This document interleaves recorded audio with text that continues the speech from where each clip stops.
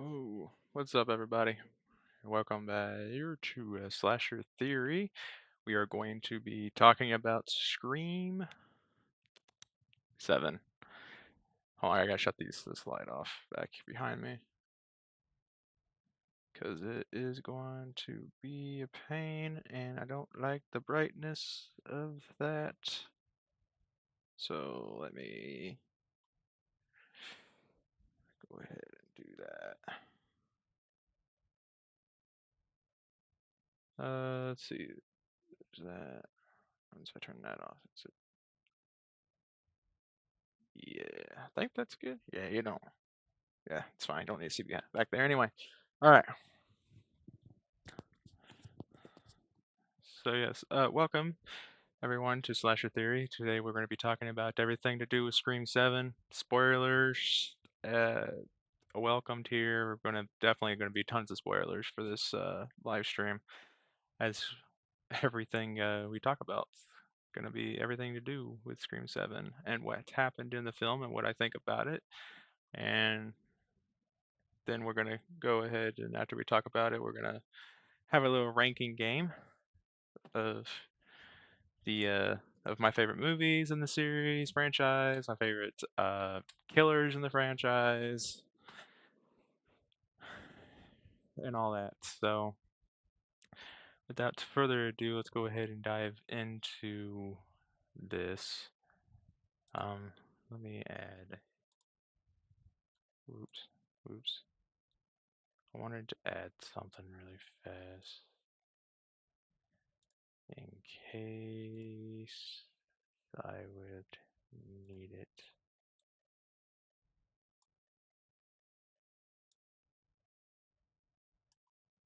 Um,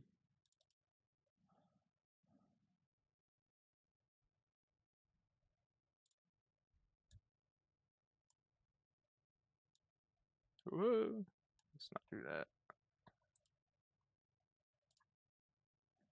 Don't want to move that. I'm trying to. I don't think it matters too much right now.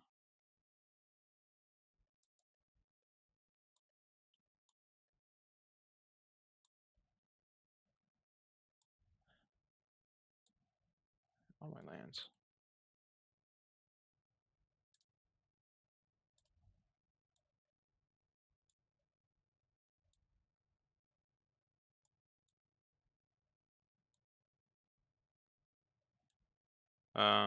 Okay. So, anyway, I don't matter too much right now. But just in case.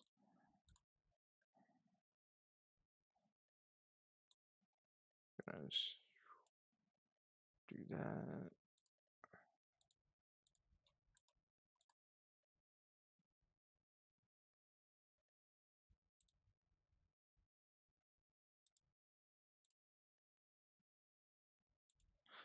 Alright, so.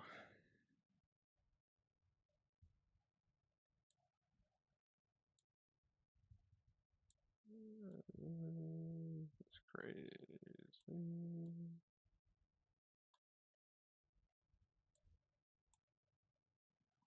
Hold on, because I gotta mess anything up.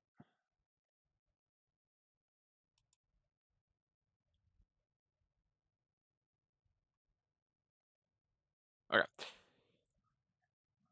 Anyway, enough with fooling around with all that. We are going to go ahead and get started talking about this now. So we're gonna go to start off. We're kind of talk about the scene by scene, kind of go into detail about each of the scenes and what happened in the scenes and how everything uh, came to be and what I liked about it and what I didn't really like about it and all that. So let's go ahead and we're gonna start with of course the very first scene in the movie with the Stumacher house murder when you see Scott and Madison driving up, and I'm just gonna say that the Sydney uh, Lament or whatever it's called that was playing when the Paramite thing was happening was an awesome way to kind of start into the movie with that kind of music going, and then you had the car pulling up, and driving around in the driveway, and you see, Scott and Madison inside, and then they're talking about, not talking, but they're listening to this podcast. And this podcast are talking about rumors of Stumacher's survival, if you might say, and uh, of the theories and stuff of him being alive. And yeah, so they had a whole podcast that they were talking about with Stumacher being alive and how he was spotted at Windsor College, which was I liked how they brought in when Matthew Lillard kind of made his cameo in Scream 2 in a way when he went to the set just to hang around, and he got caught in one of the scenes, which was at the sorority house party. And when Randy comes brings drinks and stuff, you see behind Randy there's Stu Macher and his blonde hair at the time. And so they're talking about him being seen there. And then they go up to the house and they put in a code to get the key. And well, Madison takes some pictures of Scott and him like, and then, uh, all that crazy stuff. And then we had them go in, up to the door, pop down the thing, put in some kind of code, which I don't know. I didn't really pay attention to what the code was too much, but I think the next time I watch it, I will just to see what the code was because I was kind of curious on what it was. I don't know if it was like maybe the year or day that the first Scream movie came out, but it had some kind of meaning to the Stumacher house, I would think, but who knows? Um, but we did have uh, trying to think. Uh, them go inside the house after they get the key and they unlock the door. They enter the house, and when they enter the house, Scott's like, "Ta-da!" and Madison's all like, "Yeah, really cool." And Scott looks and it's dark inside and you can't really see anything. So Scott goes ahead and turns the light on, and then you see all these stab posters and everything everywhere. And then they go in and you see the body, I don't know what they call them, but the body like death portraits, I I guess, on the ground where Richie and Amber died and where Billy died. You don't see Stu's at first, but you do see Billy's, and then the guy goes and sits down as Madison's kind of looking around at the entryway, and Scott kind of lays down in Billy's place and then does this whole like, "Bleh," which is something I would definitely do if I went to the Stumacher house with that. That would be something that would be very, very, very fun to do. And my camera seems low for some reason. There we go. But it would seem very, very cool to do, and I would definitely do something like that myself.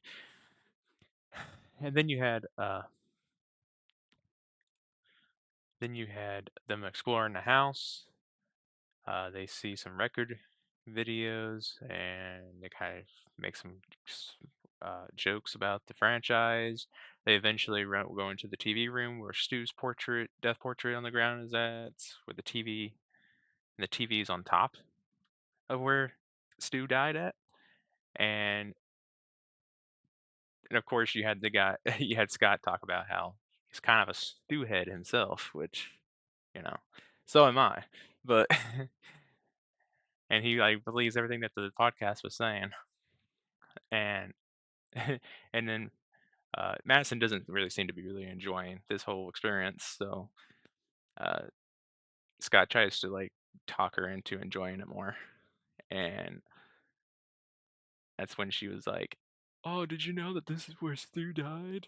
You guys where Sydney threw the TV on him and all his crazies came out."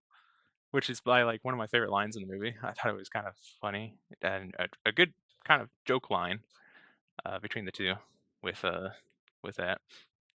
And then we had them going into the kitchen, and uh, they get the phone call, And as they're looking over the kitchen and stuff, they see like the knife thing, which we eventually find out is fake knives. Um, and then you see they get a phone call, and Scott's like, "It's happening," which is definitely something I would do if I was in that predicament and I was in a Airbnb and I was gonna get a ghost face call and I knew I was gonna get a ghost face call. I would definitely be like, "It's happening," with my wife. My wife would be a lot like what Madison was, not really understand the excitement and um, the fame that Scream has brought, and that the fandom that I have with it. And it was funny because I think I'm trying to remember, I don't think it was Roger L. Jackson that did that voice. I think it sounded a lot like the guy who did the voice on the MTV Scream TV show. Sounded a lot like him, especially with how he does his like voice and stuff. And then he did that like weird laugh at the end. He's like, I can't really mimic that, but yeah, that wasn't Roger L. Jackson, I don't think. I think that was actually the guy, the MTV Scream guy that did that. I could be completely wrong, I'm not for sure, but it was awesome. They had the 3 questions like in the original Scream, they had 3 questions, "You live or you die," but these were a lot different. Of course, you had the Nightmare on the Streets, and I don't really remember what the questions quite were.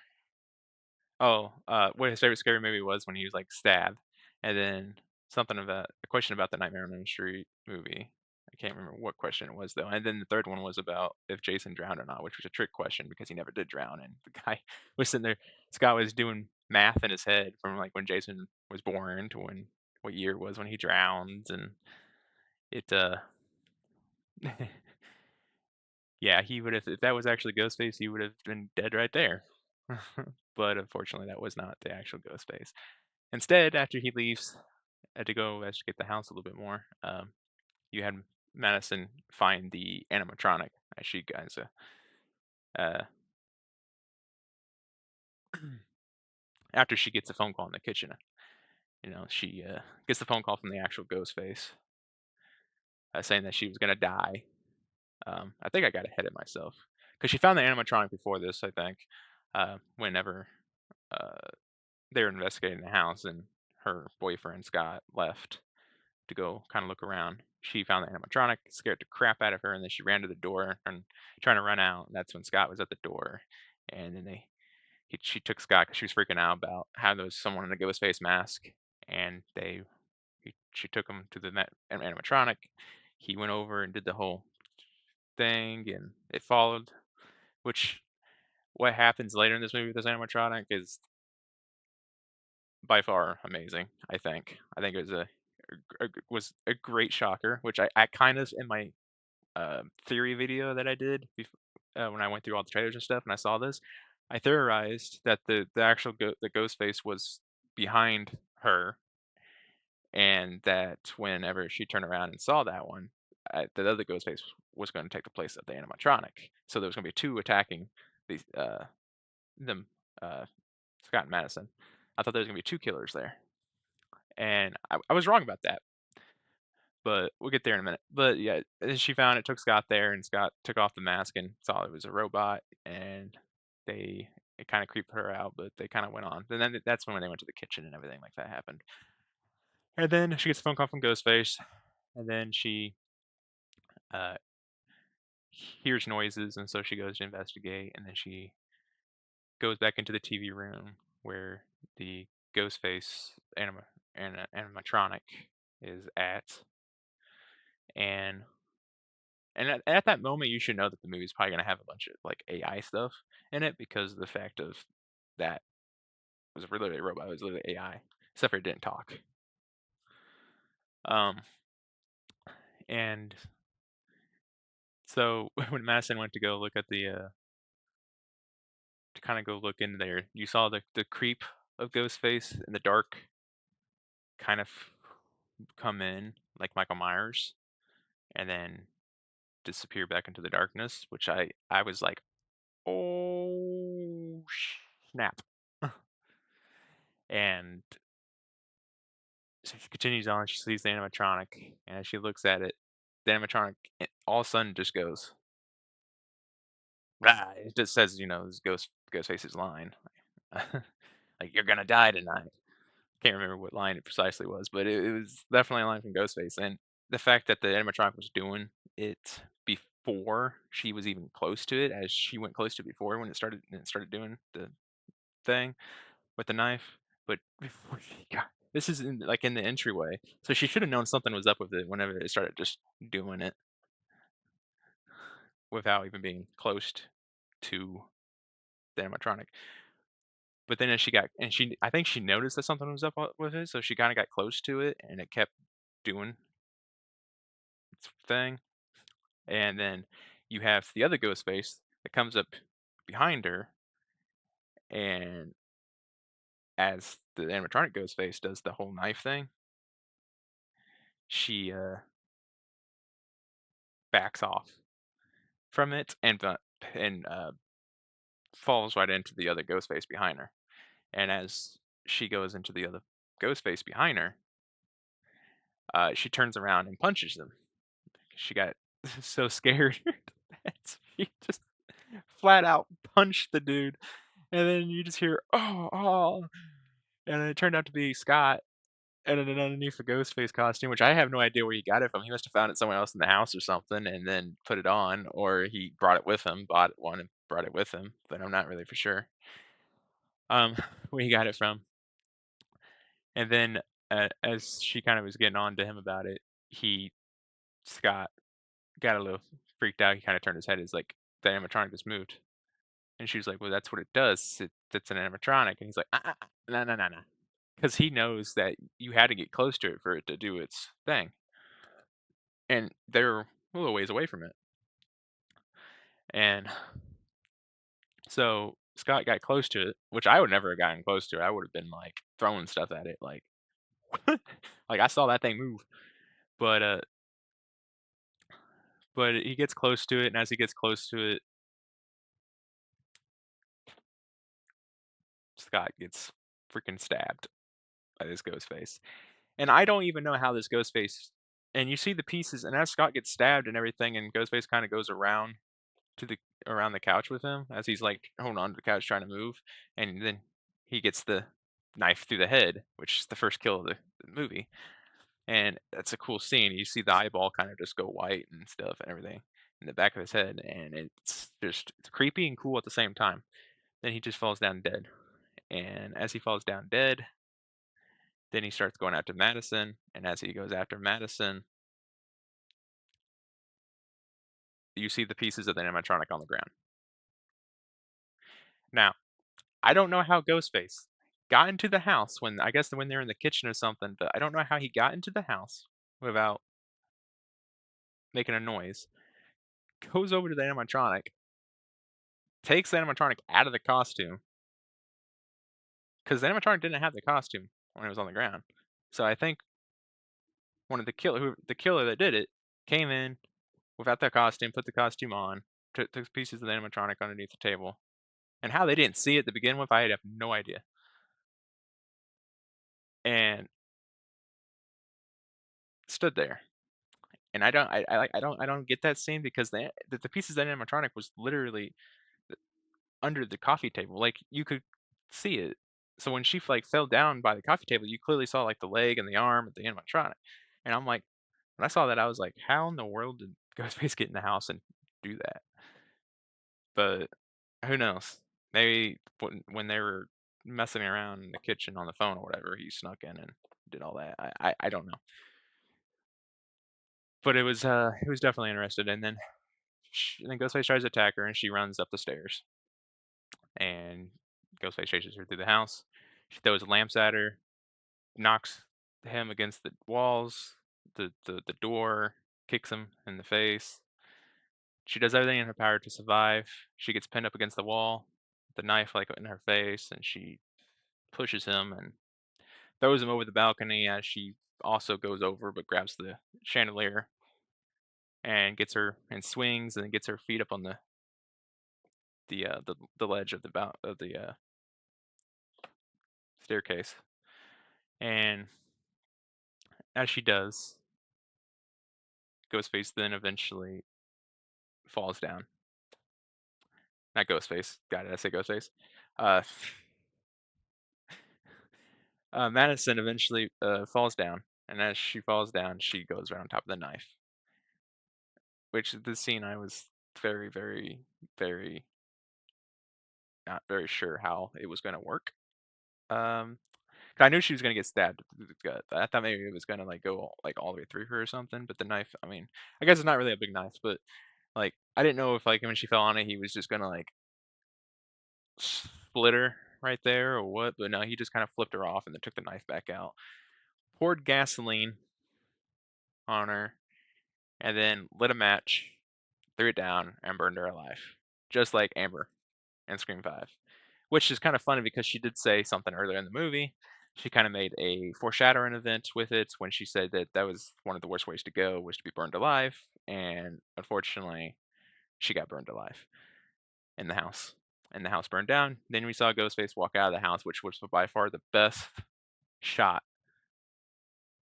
the most amazing shot you would ever see of Ghostface is walking away from a house burning down that he did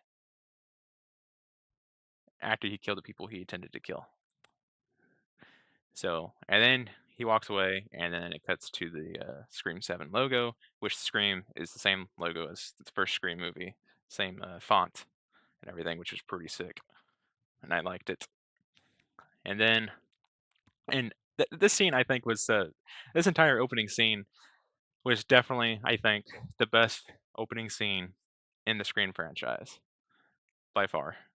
Like, I think it outbeat Casey Beckham's opening scene. Like, it was just amazing. It was better than I ever thought it would be. And I didn't, I was speechless after the opening scene. I was just like, holy crap, that just happened. They just burned down Stu Monker's house. So, and there's a lot of theories about this. That it was definitely the killers at the end of the movie that did it. But there's really no reason for them to do it, and I don't get why they would do it. I get, yeah, the whole burn it all down thing, but Ghostface never even said that during the movie or anything. So, and there's a lot of questionable things, which I'll get to at the end of this scene by scene kind of thing what we're talking about. I think I went a little bit too much in detail with that, but yeah, it was definitely a good. I really liked that opening scene, and I wanted to talk about it a lot because it was very very good, very good. Uh, then the next scene we have is Sydney's quiet life in Pine Grove, where she is.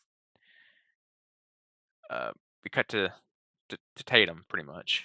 Tatum's in her bedroom and listening to music or something. Was she listening to music? I've seen this movie 3 times. You think I would remember what she was doing?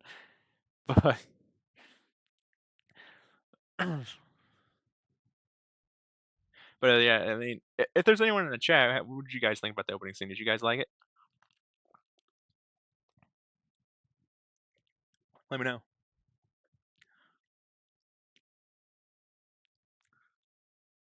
Um, and then we had Sydney or Ben sneaking into the window, and he did the nod of the first Scream movie with oh, should I say with let's see here. God, I'm blanking. Billy Loomis. My God, I was blanking on the name for some reason. But Ben did like the whole scene of that Billy Loomis did in the first Scream movie, where he did the whole. He was like, I was watching the Exorcist was on, and it got me thinking of us. And he did the exact same thing. Even when he came in, he's like, it never occurred to me I've never snuck through your bedroom window before. And Ben did the same thing. He's like, it never occurred to me that I snuck through your bedroom window before. And he's like, I was just at home watching TV, and Stab was on, and it got me thinking about us. And the music was the same music that was behind Billy when he was saying the same stuff, which was a great nostalgia nod to the first Scream movie. And it was just it was amazing. I enjoyed it a lot. Um, but then Sydney comes in as Ben and Tatum are kissing on the bed, and Tatum throws Ben off the bed, makes a big thump thump, and then Sydney, of course, being 17 and knowing, why you would get out of bed so fast and everything, because she did the same thing when she was her age, knew Ben was behind the bed. And of course, then she takes Ben out of the house, and Ben tries to ease, saying he was a good guy and everything, and that he could be trusted. Which Sydney wasn't having it. She was not having it at all. Not one bit was she having it. And then Tatum calls her a hypocrite, which Sydney didn't like, and she was like, "Oh." So she ran after Tatum, and Tatum kind of went off. It's like, you did the same thing when you were my age, and that's when Sydney was like, well, that's the reason why it's not going to happen in this house, because of all her Sydney's trauma and stuff and everything she went through with Billy and all that. She doesn't want Tatum to go through the same thing. Um,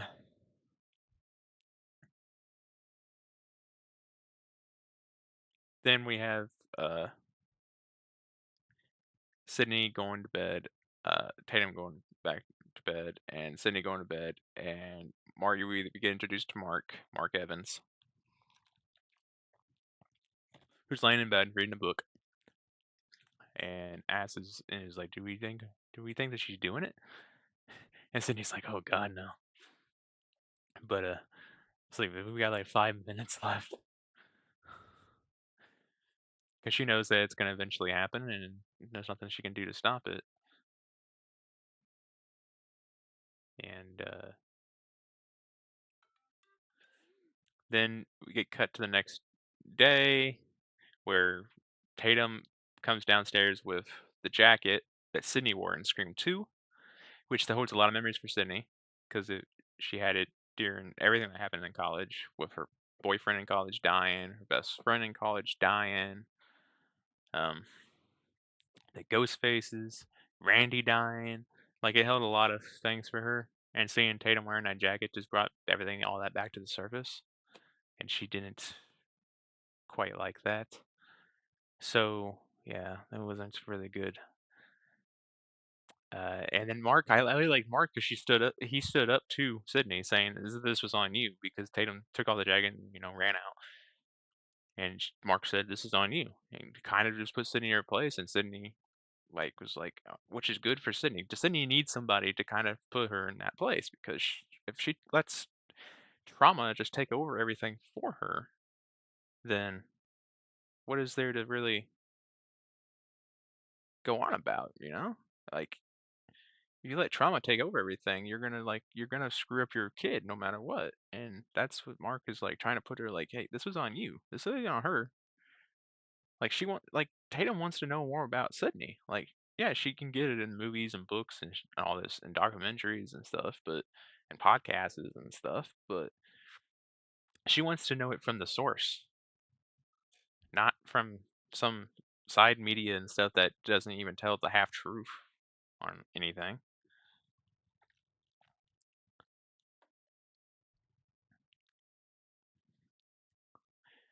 And then we had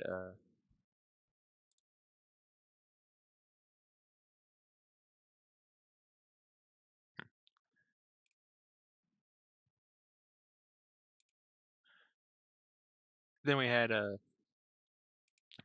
man, losing my train of thought.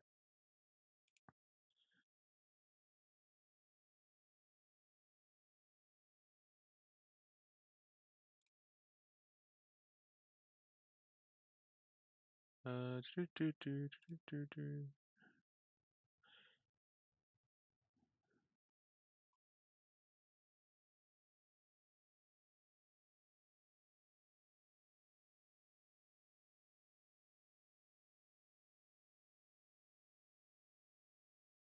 See, I hate the brightness of my computer sometimes, but um,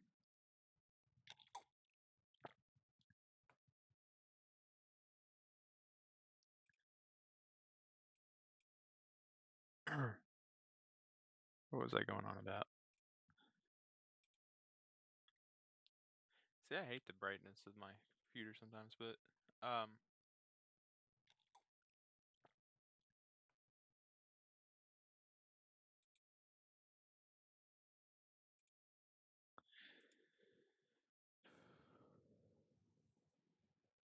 Yeah.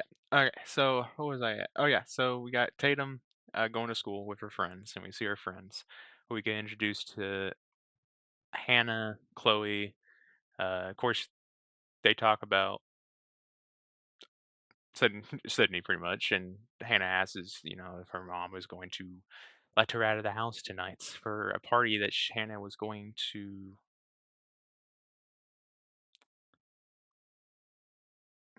have that night, I guess.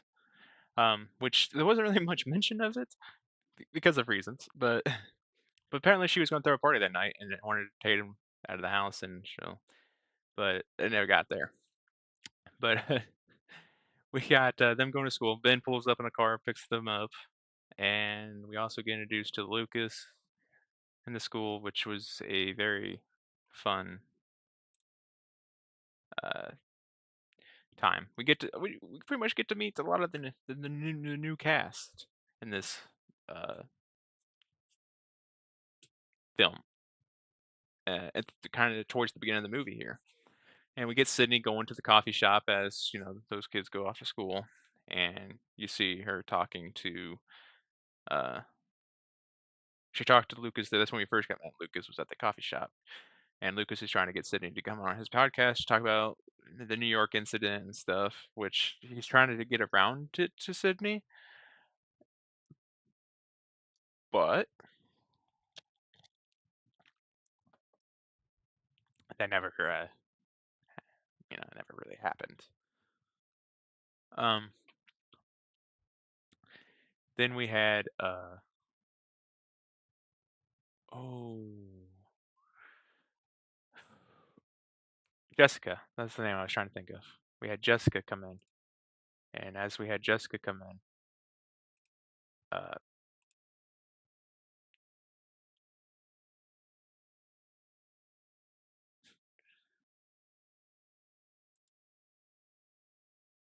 she got on to which is Lucas's mom, and she got on to Lucas because of the fact that Lucas was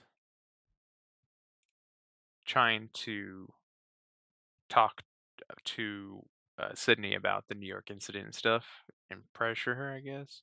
Not really pressure her, but I guess her mom told him not to really talk about it to her, but he didn't listen, of course. So yeah, we got to introduce to those two, and then we met some strange guy that came in who ordered coffee, which was this by far the weirdest scene in the movie.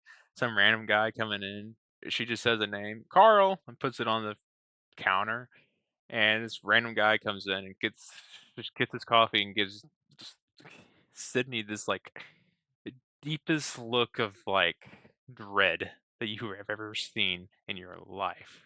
I mean, it was just horrible. It was not. It was just. It was not a very fun time for her at all.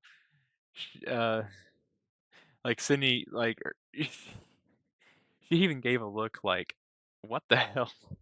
Like this guy's weird." Because the guy was weird. He was definitely weird. He just came in, got this coffee, and just gives her like this look, like what the heck? I didn't even pay any mind to it because it was just some random guy.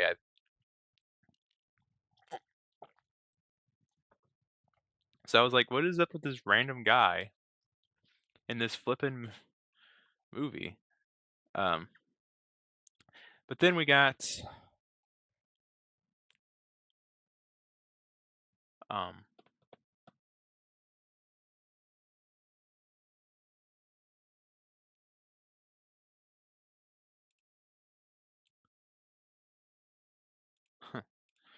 then we got going to Tatum's. Jessica came in and talked to Sydney, and she kind of gives this little talk that kind of makes it. Kind of gives her backstory about how her husband was abusive to her, and kind of screwed her up and everything. And at this point, you're kind of like, huh? The last time they did this was with Quinn in Scream 6. So I'm like, either Jessica is a killer, or, and I got one of my predictions right, or she's gonna die, and they're gonna try to psych us out for fake death, or she's actually gonna die. It's not the first time they would, fake kill somebody. They did it with Roman. Roman fake killed himself. Quinn fake killed herself. So it wouldn't be, you know, it wouldn't be that crazy if that happened. But yeah, and so we got that, and then which was a nice little moment between Sydney and Jessica, and then we got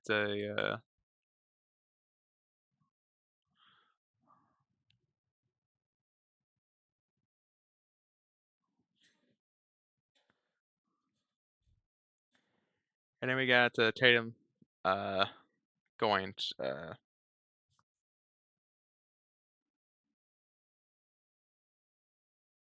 Then we get Tatum, at school with the school play, and we get introduced to her music teacher. And her music teacher, I'm sorry, he was a complete douche. I don't like this guy. I wish this guy lives in the movie, and I wish he would have died. I mean, the only scene he had in this movie was at this school play and later at Sydney's house. That was it. Those were the only two scenes that he ever showed up for. And why he was at Sydney's house and nothing was ever mentioned of him, I have no idea. But I mean, it is what it is in a way. It's crazy, but it is what it is. Um, but yeah, no, you had a lot of crazy things, and Ta- then the school play happens. Tatum's the dog, and the teacher kind of just says to her that she does pretty much doesn't has any strength, no grit, no nothing. Like she's weak. She's not like Sydney. Like he even popped in like you're Sydney Prescott Scotter. I thought you'd have more grit. Like it just like none of this made any sense. And it was just crazy and dumb, and I didn't really care for it. And the guy was a douche. I wish he would have died. I just wish he would have died. A horrible death, but I wish he would have died. And then we had oh,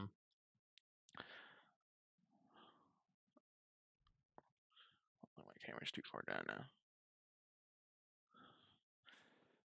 And then we had yeah.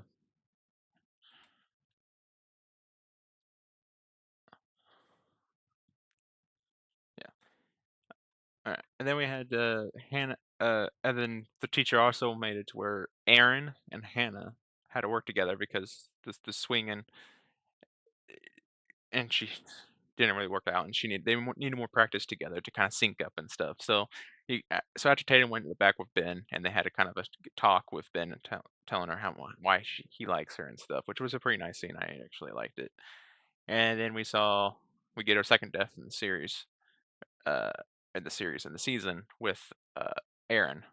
Aaron gets killed by Ghostface when he's trying to practice with Hannah, and he hears a noise and everything, but doesn't see nothing, so he goes back and lifts her up, and the next thing you know, she's stuck in there, and you hear Aaron go, and then this it's like the knife slicing him and everything, and him dying, and then Hannah starts going swinging because Ghostface is using the panel, which I think there had to be two Ghostfaces here because someone had to be up at the top controlling the lights and stuff, which we saw during the school play when they were practicing. They was on the very back and the top controlling the panels and stuff. So there had to be one up there controlling that, and then one in the back killing Aaron, and then coming around to get to Hannah, and Hannah's swinging, and he gets her going, and Ghostface comes down, and Hannah sees Ghostface, and she's like, "What the?" She drops an F bomb, and Ghostface comes down and kind of toys with her a little bit as she's trying to like hit him and everything, but she kind of toys with him a little bit, and it's not very good in a way for her, because he cuts her in the arm, falls out, and then cuts her in the leg or something. I think in the leg, more blood sprays out, and then he stabs her in the gut, and he's like in the back, and you see this backloff, and as you see the backloff here, you see Ghostface on the stage as she's swinging, and Ghostface is kind of just watching her swing, and it's like one of the most insane things you would ever see in a Scream movie. Like you would never see anything like this. Like not even the Scream 2 with the play, you didn't see anything like this. Like it was definitely a crazy time. And then we had Ghostface stand in front of her and completely split her as she swung and gutted her while she was in midair, which was a very, very, very, very, very cool thing to do. And I actually enjoyed it and liked it, and it was a good kill, I think. Of course, I wish they would have done more with her. Like, she only had 2 scenes. We didn't really get to know her character too much. I wish she would have been more like a Tatum to a Tatum to Tatum, like Tatum was to Sydney. But she never really got that, and instead she kinda got an early kill. She was the 3rd kill in the movie, or 4th technically, because you had Scott Madison and then Aaron and then her, so she's technically the 4th kill in the movie. And then Sydney gets a phone call. Well, while this is happening, Sydney gets a phone call from one and only Stu Macher. Yep, Stu Macher calls Sydney. Well, first Ghostface calls her and talks about how it's like saying like where we grew up and all this, and then you had Stu Macher talking to uh Sydney on on the video chat. And you saw when he did the video chat, you saw all the scars and everything on his face. Like he was scarred like here, here, here. He was like there were scars all over the place. Like it was horrible. I mean, horrible. His scars look bad. And then the other video calls later on, guess what? The scars are magically just gone. Like there's like I think you see one scar like here and the other two, but the rest of it is there's nothing. There's like hardly no scars. So, which means that first video, which means the first video call was actually Stu Mocker. And all those scars are from the TV, and probably because he had to get his face probably re-fixed. And of course, probably no one recognized him for a very long time. He probably took him years to kind of go through he had to go through some plastic surgery to kind of get his skull fixed because yeah, it might have crushed his bones and stuff from that TV falling. So he had to get bone transplants and everything for him to get his face all fixed up. So it might have took years for that. And I mean, it might have took years and years and years for that. So, I mean, he could have been bandaged up for a while, had bandage around his head and everything. So there's a way that they can make it work that's no one recognized Stu for 30 years. It, it, it's far it's far stretched, but you can do it. But like I said, the first video call was definitely Stu. That's just my opinion on it. And the other 2 video calls that happened in the movie was just that was the AI. That was the killers trying to pretend they were Stu, and it wasn't actually Stu. But the first one definitely was. You can't have one video be all scarf and then the rest of them not continue with that. I mean, if you're gonna, it just, yeah. I think they did that intentionally to kind of show that if you like were like deep into it and you really focusing and watching out for these things, you would see that first video call Stu and the rest of the video calls how they didn't align up and look anything alike. Um, but Cindy gets the call, and then Cindy runs to the school, gets in a car, calls Mark. Mark. This is when Mark finds out about the Woodsboro killings, and they go to the school. Then he gets there, sees Hannah's dead body, thinks it's Tatum, shoots at Ghostface. Ghostface runs off, and as Ghostface runs off, Sydney runs in the stage, goes to the back, yells for Tatum because she thinks it's Tatum, and Tatum comes behind her, and she almost shoots Tatum, but hugs Tatum. And then you get the whole thing with Sydney again not trusting Ben because Ben, I guess, took some kind of computer classes, so he might know how to do the AI thing. I don't really know too much about that, but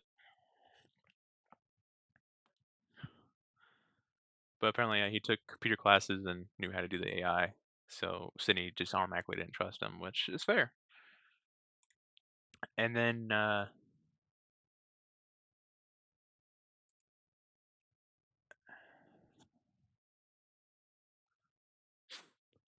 you had Sydney talking about uh, to them going back to the not talking, but they haven't got to that talking point yet. But Sydney going back to the house with Tatum and her husband Mark. She had the cops investigate the house, and there's nobody inside that they can find. So they leave and they go get the bags packed. You see Tatum and Sydney go into one room, Mark goes into another, and then Ghostface comes out of the freaking attic. All these cops and they investigated the house, but they didn't check the attic, which is by far the most funniest thing ever. It's like, did Sydney and Mark forget they had an attic? Did the cops just not think about the attic? I mean, what the heck happened there?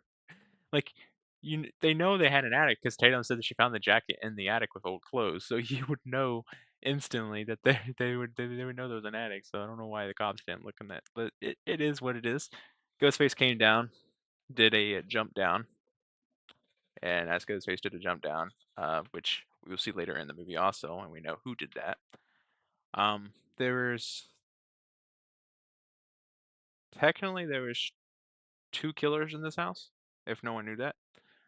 Um, the first one came from the attic, and when Sydney was talking to Tatum to pack her bag and stuff, you see the Ghostface come in and go into the side. I think when Ghostface came in and went to the side, and then Sydney went to go in the bedroom, Ghostface went down the stairs and opened the front door up for the other Ghostface, and then that Ghostface went out and let the other Ghostface do the work. Which I'll explain it more whenever we get to the killers reveal at the end here, but.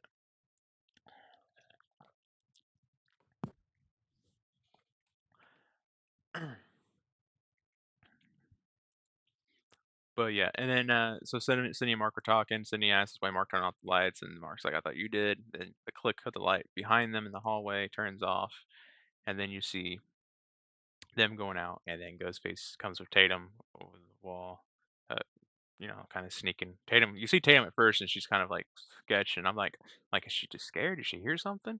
And then you see a knife in front of her throat, and then there's Ghostface, and it's so funny because Sydney's like, "You want me? Leave her alone," or first she says let her go, and Ghostface is just like, so shakes his head no, slowly. And then he's like, "You want me, not her." And then Ghostface points the knife at Sydney. And then that's when Tatum like headbutts him after Mark yells drop or whatever. And then Mark loads him up with bullets. We have a great fight scene with Mark and Ghostface, like by far one of the best fight scenes in this movie. It Mark just goes ham on Ghostface and just starts pounding him, beating him, knives go flying in the wall. Mark hits the knife out of Ghostface's hand, takes the knife from the wall, tries to stab Ghostface. It was a crazy fight. And Ghostface drops the knife on the ground. Sydney kicks the knife to Mark. Mark tries to stab Ghostface and hits in the wall. And then Ghostface throws Mark down the stairs.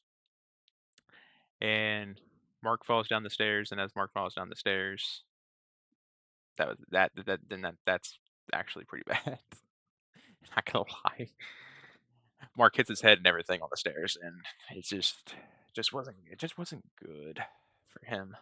I thought he was gonna die. I was like, "Oh, he's out. He's knocked out. Ghostface is gonna go down the stairs and just start stabbing the crap out of him. He's a goner."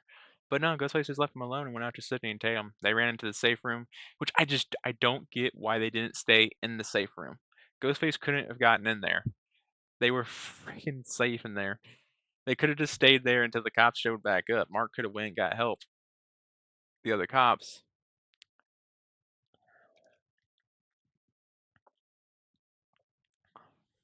While Ghostface was trying to break into that place, and they could have just arrested that guy. But no, Sydney Tatum somehow Sydney, I guess, built a escape hatch behind the walls, which that doesn't make sense. Why would you do it behind the walls? Because the walls can be so thin that you can hear through them, like Ghostface did. Heard Tatum breathing and started stabbing the walls. Went crazy on the wall, tore the pictures and down, moved the dresser and everything out of the way, and started. And eventually, as they're going, Sydney, like as the survivor lady she is, the one and only final girl, takes her bat that she hit Ghostface with earlier to keep him out of the safe room, hammers the knife and bends it so Ghostface can't get it out of the wall, and then they continue on, and he gets a fire poker and stabs it through the wall. And as he gets a fire poker and stabs it through the wall, hits the shoulder of Ghostface or of Sydney, and makes her, she bleeds, which is the only wound she ever got in this movie, which is weird. It's the only wound, stab wound, that she actually got, and it wasn't even a stab wound; it was a cut against her arm, a graze. It's not like she actually got stabbed in the arm with it. It just went next to her and grazed her, and kind of cut her arm up. And then they eventually got out. Ghostface went downstairs and goes out the front door, and Mark, well, is gone too, and he then tackles Ghostface and starts beating him up again. Sydney pulls up her mailbox, comes up behind Ghostface, smacks him down with that, breaks the wood and everything, makes Ghostface fall, and then you had Mark getting back on top of him. They roll down this like little hill, and Mark throws Ghostface in the road. Ghostface stands up, and this is when this is when a car just smacks right into him, kills Ghostface. Fifth death in the movie, and Ghostface is dead. And the one person that kills him is Gale freaking Weathers. And this is when Gale Weathers and Mindy and Chad show up, and Ghostface is dead, and Sydney and Gale has this little reunion, and then Gale's like, "Let's unmask this guy," and they go and unmask him, and the first killer reveal is, of course, freaking Carl, the guy we saw in the coffee shop that took the coffee and gave Sydney the death stare. It was him. Which when his reveal was shown, I was literally like, "Huh." Like, I recognized him from the coffee shop. I knew who he was when I saw him. I was like, "Huh, coffee shop guy." Didn't know anything about him. And that's what Chad was like, "It's always someone you know." It's like a ghost face that no one knows? Like, what the and Chad was like, "It's always somebody you know." Well, not this time. This time, this ghost face was none other than Carl, who no one knew anything about. But apparently he escaped. Oh, not escaped, but he was released from a mental, or I think was he, or did he escape? Can't remember if he was released or he did escape from a mental asylum or a psychiatric hospital. And it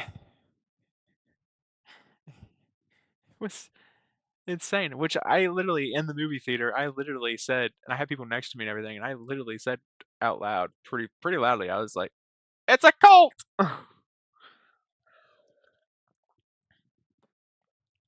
Because that's what the original Scream 3 script was. That's what Kevin Williamson said what his original Scream 3 script was it was literally a cult. It was gonna be a cult that Stu was in control of, and that Stu was gonna control behind the jail, with him being in prison and stuff, which was very very awesome. And I think that would have been a great idea for a Scream 3 movie if Columbine didn't happen. Um, but because of that incident, we had, you know, the Scream 3 we got, which was still a great movie. Don't get me wrong. Scream 3 is literally one of my favorite movies of all time in the franchise. And you have, but yeah, they find out it's Carl, and then they look into him, find out he escaped from a psychiatric hospital, which they eventually go and investigate. They find out Carl was there, and we see pictures, and then there's a picture of freaking Tori Spellman, I think. It looked a lot like Tori Spellman. I don't know if it was just Tori Spellman in general, or if it was supposed to be like the Sydney stab or something. I'm not really for sure on that and why Carl had that, but yeah, it was Tori freaking Spellman. I think it was supposed to be a nod to the first Scream movie because of Stab one, but it definitely was something. for sure. And then we had so after we find out that Carl is one of the killers, Chad, Mindy, uh, they kind of do try to take the thunder from Gale. Mindy does at least. Chad's apparently the cameraman, which okay, and Mindy's apparently going to be the new like Gale Weathers, I guess. Okay, 'cause she just tries to take Gale's thunder, and Gale's like, "I'll kill you both if you try that again." And this is where we meet Robbie Rivers, which this guy is I didn't know. I thought this guy was gonna die in my predictions. I think, if I remember right, but he didn't die. He didn't. He only had like two scenes. I think two, three scenes in the movie. And this was my favorite of Gale because Gale says because Robbie comes up to Gale and tries to get some like questions, and Gale just says fuck off," which is like one of the most amazing Gale lines in this movie. And I just I really enjoyed this movie. Not movie, the scene with Gale and Robbie. It was really funny. Um, those in the chat. Would you guys like that scene with the Gale and Robbie? When Gale said that to Robbie before she like walked away, because I think that was it was pretty funny. I think. Um,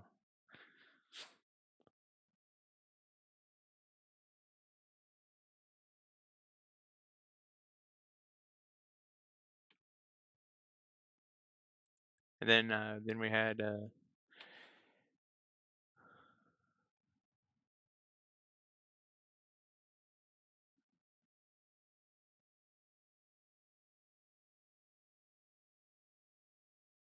but then they go to okay.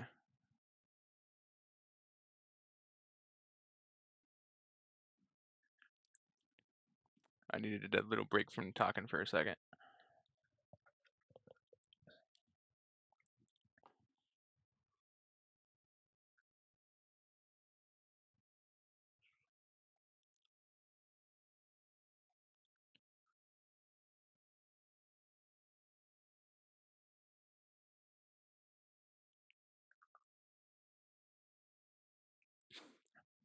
All right, and we had the where they like I said they eventually went to the psychiatric hospital, and then we met Marco there, who was a orderly at the psychiatric hospital who took him to Car's room.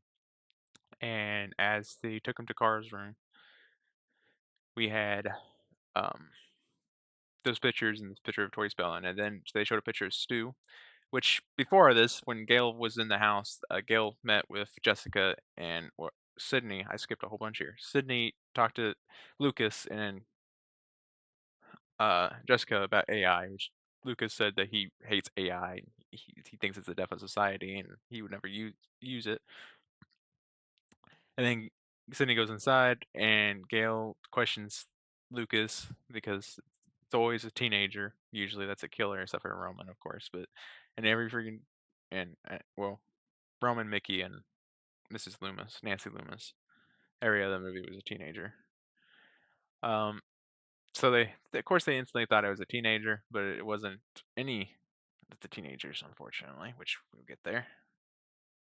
Um, but this is when they get the second phone call from Stu here at this house with Gail and Sydney, and it's so funny because this is when the second video call is this is the one with Stu's face ain't all scarred up really. There's that one scar on the side of his face over here that you can kind of see, but the rest of it is just there's nothing there like you saw in the first one. And then of course Stu, with this Stu said, which is crazy, but says slap me in the face if it is indeed Gale Weathers, which is like it's very Stu-like to me. Like that was definitely like a very Stu-like thing, and I that Matthew did. I know Matthew had a lot of leeway in this movie, so he think most of his scenes was improv.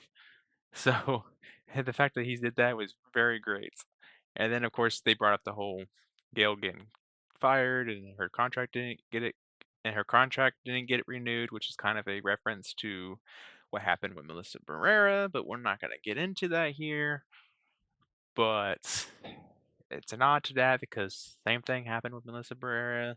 Her contract just wasn't renewed. She was only contracted for 2 movies. And she did those 2 movies. They just didn't contract her for a third because of things, and we're just not going to get into it. But she was never actually fired from the movie set. And people get this all twisted all the time. She wasn't fired. She just wasn't didn't her they just didn't want to get a third. They just didn't want to get a new contract with her. Because if they would have hired her and they broke contract, she could have took him to court and she would have won. But we're not gonna get into any of that, so we'll move on. But yeah, it was a nod to that. And then um when Gail was trying to say that this, and then Stu was like, "So don't care," and it was just great. And then we had at the end of the phone call when Stu was like, "You wanna know how real I am when I stab you in the fucking face?" We said throat, but it was great. It was a great scene. I loved Matthew in this. Like he did a fantastic job. And I'll say more on this at the end, but yeah, he did a fantastic job. But then we had then they went to the place and they met Marco and saw the picture of Sue, and of course he said that was John. And they're like, "John?" They're like, "Yeah, as in John Doe."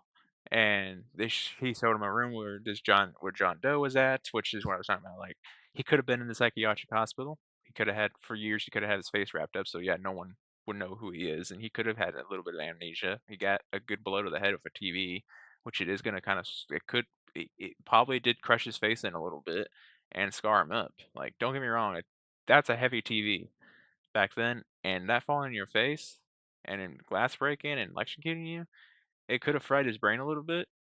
It definitely crushed his face, and it cut him up. So yeah, he probably got really screwed up. Like I said, it probably took him years to get all the plastic surgery he needed, the bone reconstruction, everything. And eventually, yeah, someone would have had to recognize him after they do the bone restrict things, but Stu probably killed him. Like he probably killed all the doctors, or he hired, black market doctors. His family was rich.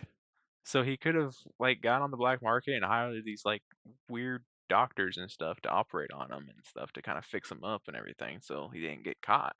And he could have had his face wrapped for years and years and years until he got everything all fixed up and healed, and then he checked out and left, and that was that. Like if they really want to do this, they can do it this way. It's not that really that far stretched because it does happen. Like people's faces and stuff, they get messed up, and it does take years. It can take years and years and years and years and years to get your face because bone reconstruction takes a while because you got to find the right donors and that meets your bone chemistry and everything else. It's just it takes a very long time. So it probably did take 30 years for him to get fully looking like Stu again. And probably to get some of his memory back because like, he probably got really screwed up. And uh, then they left, and then we had Tatum, Chad, and Mindy talking in the front room. And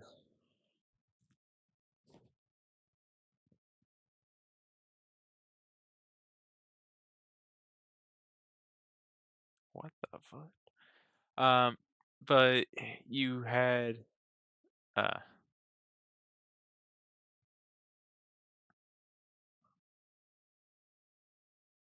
what? Then you had them talking about, and then Mindy doing her little like Tatum asking about how you would narrow down, like how you would find a suspect and all that, or how you get suspects, and and Mindy doing her like you got to have a crush. Just said this whole thing, which I don't know. I didn't really like Mindy Chad in this movie, but it just didn't care for him at all. And then they had a little time together in the house and stuff while Sydney and Gail was at the psychiatric hospital. And then Sydney talked about doing the after they were leaving the hospital. Sydney talked about doing the interview to lure Stu out, which unfortunately didn't work, but they did, and Gail got what she wanted since 1996, an interview with Sidney Prescott, which she got happy with. And then we had I don't know why I have that up. Then we had them going Mindy wanting to gather everyone up. Tatum has an idea, so she takes that idea, gives it to Minnie and Chad about going to the bar. And since I think Chloe works there, and they go there, and at night, and this is at nighttime, everyone gets there, and this is when a lot of things happen. Mindy does her little talk, Randy talk, I call it, about nostalgia and how the killers are a fan of Sidney Prescott, not the Sidney Prescott of today, but of the Sidney Prescott of 1996. Which, okay, whatever you say. Like, when I first saw this, I was like, I doubt that's the reason. It's like it's Stu, it's a cult, and then we had goes Ben and Tatum leaving the tavern, the bar, uh, because they saw the interview on TV. Tatum saw the interview on TV with Sydney, which Gail went all hamster on with to Sydney about, which it was Gail was kind of she kind of backtracked. She was kind of like Scream One Gail again, like kind of hard push Sydney into talking about things, mostly her kids. After Sydney told her not to talk about her kids, and she didn't want to talk about her kids, but she mostly pushed her kids into it, and Sydney didn't like it, so Sydney left. And she got up and was like, "I'm done." And so they cut off the air, and Tatum saw it, and Tatum wanted to be with her mom. And after she heard her mom talk about her friend Tatum and what she meant, and it was how she was the last friend she ever trusted, and Gail didn't like that at all. Gail didn't like that at all. As Randy would said, as Roman would have said, she didn't like that at all. When he was talking about Billy, he was like, "Your boyfriend didn't like you seeing his daddy in my movie too much. He didn't like it at all." It's kind of like Gail didn't like you hearing saying that you trusted just Tatum. She didn't like it at all. But I mean, it is what it is. I mean, yeah. And then, but yeah, we got the tavern. Tatum and Ben leave, get to the car. This when Ben leaves his computer open in the car. Tatum looks at it, and you see Ben and Stu next to each other, and Ben trying to see if he can do a deep fake of Stu and stuff. I didn't really pay attention to that too much. I don't know if the scars were actually there on Stu or not, or if they weren't. Because if they were really there on that, then you could say that the first one was definitely faked. But I don't think it was. I think it was like the other two. I think it was just yeah. But then Stu calls again in the thing, saying that he's outside the bar at the tavern and everything, about to attack Tatum and all this, which Sydney then runs from the news station.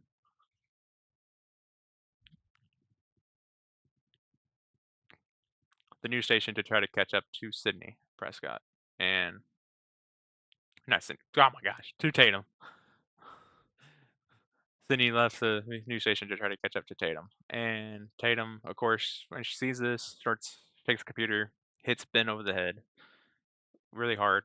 He like bleeds from his head as he gets knocked out. Tatum leaves, and then behold, there's another Ghostface pulling his knife out, and Ghostface is then chasing Tatum through the streets, which is by far the most amazing chase scene in the franchise, I think. I think this chase scene outbeats any chase scene in the franchise. I don't think there's a single one I would say that was better than this one. This was by far had this movie had the best opening scene, the best chase scene, and well,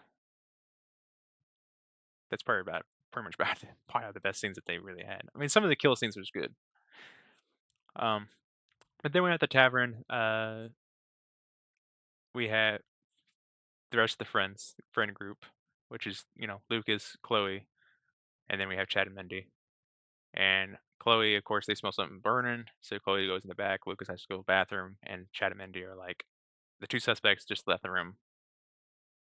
They're like, we don't, I don't want. Chad's like, I don't want to get stabbed again. So Chad and Mindy try to leave. Doors are locked. Like, who locked the freaking doors without them noticing? But okay. But yeah, Chad and Mindy try to leave. They're locked, and they're like, oh great. And then we have Chloe in the back. Chloe gets attacked by Ghostface. Oh yeah, that's right. While Ghostface is chasing Tatum, there's another Ghostface in the bar attacking these people. And this Ghostface gets hit a lot in the head by a lot of different things by Chloe and Mindy, because Mindy and Chad go back there. But I'm getting ahead. But Chloe's getting attacked and trying to hide from Ghostface, and as Ghostface psychs her out, thinking he's in one place when he's actually in another. Chloe tries to run, runs into Ghostface, gets thrown against the floor and stuff. She finds a knife, picks up a knife, and turns around and tries to stab Ghostface, thinking Ghostface is behind her, but it was actually Chad. And Chad gets stabbed in the shoulder, and he's like, ah. Which I thought Chad would make his face because the fact he saw Mindy dead on the ground. I was wrong about this theory. Mindy actually didn't die in this movie. Neither did Chad. Chad got stabbed, and then Ghostface came up and pulled a knife out of Chad and threw him to the ground, sliced Mindy across the abdomen, and threw her to the ground. And that's pretty much the last time you see Chad and Mindy until the end of the movie, very end of the movie. And Chloe runs out. Ghostface chases after her. Ghostface throws her on the counter, and they Chloe's hiding first behind the bar and everything, and Ghostface psychs her out by acting like he leaves when he actually didn't.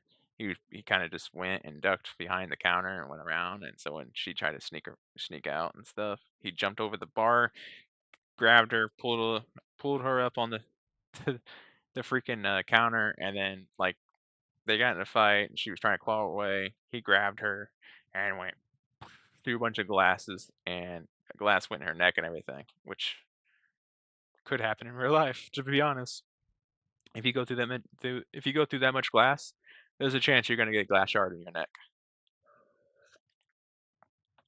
Like Sureface got all cut, and then she had that, but yeah, she died because the glass went into her jugular, and she bled out instantly.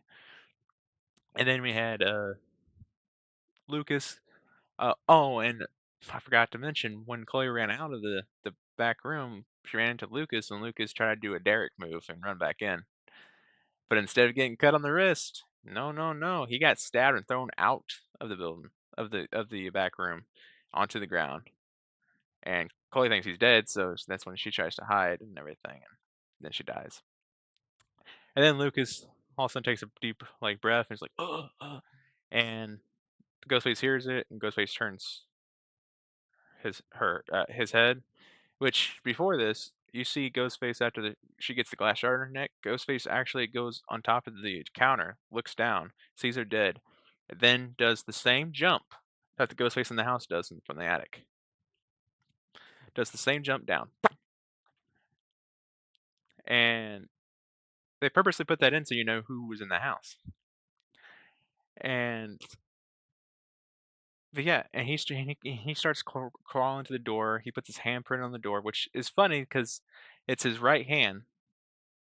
It's his right hand, and it's red. So it's Red Right Hand.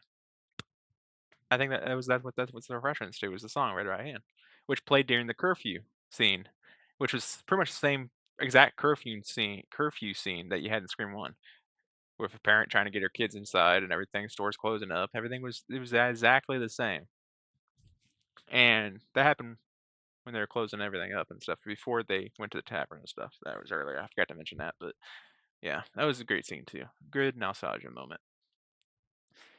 But then this Ghostface drags Lucas all the way to the behind the bar, picks him up by his head, over and right on this like bar spout, and his head goes directly on it and through his brain and skull and everything, and his mouth just gets opened up, and beer and stuff, beer blood, I call it beer blood, just pours out of his mouth. It's a very cool scene. a lot of people don't really like this scene because it's like the bad CGI, but I didn't really tell anything bad of it. I mean, it looked pretty sick. I was like, my mouth dropped when I saw it. I was like, holy moly. It was crazy. So now we have another 2 deaths. So 7 deaths so far.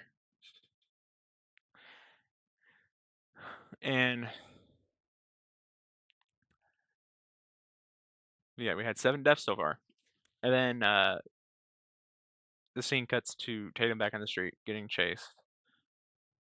That's all that happens at the tavern anyway. But yeah, Tatum's getting chased on the street by Ghostface. She gets a sign, bangs into Ghostface with the sign. He falls down, and she gets up, runs to the behind another sign.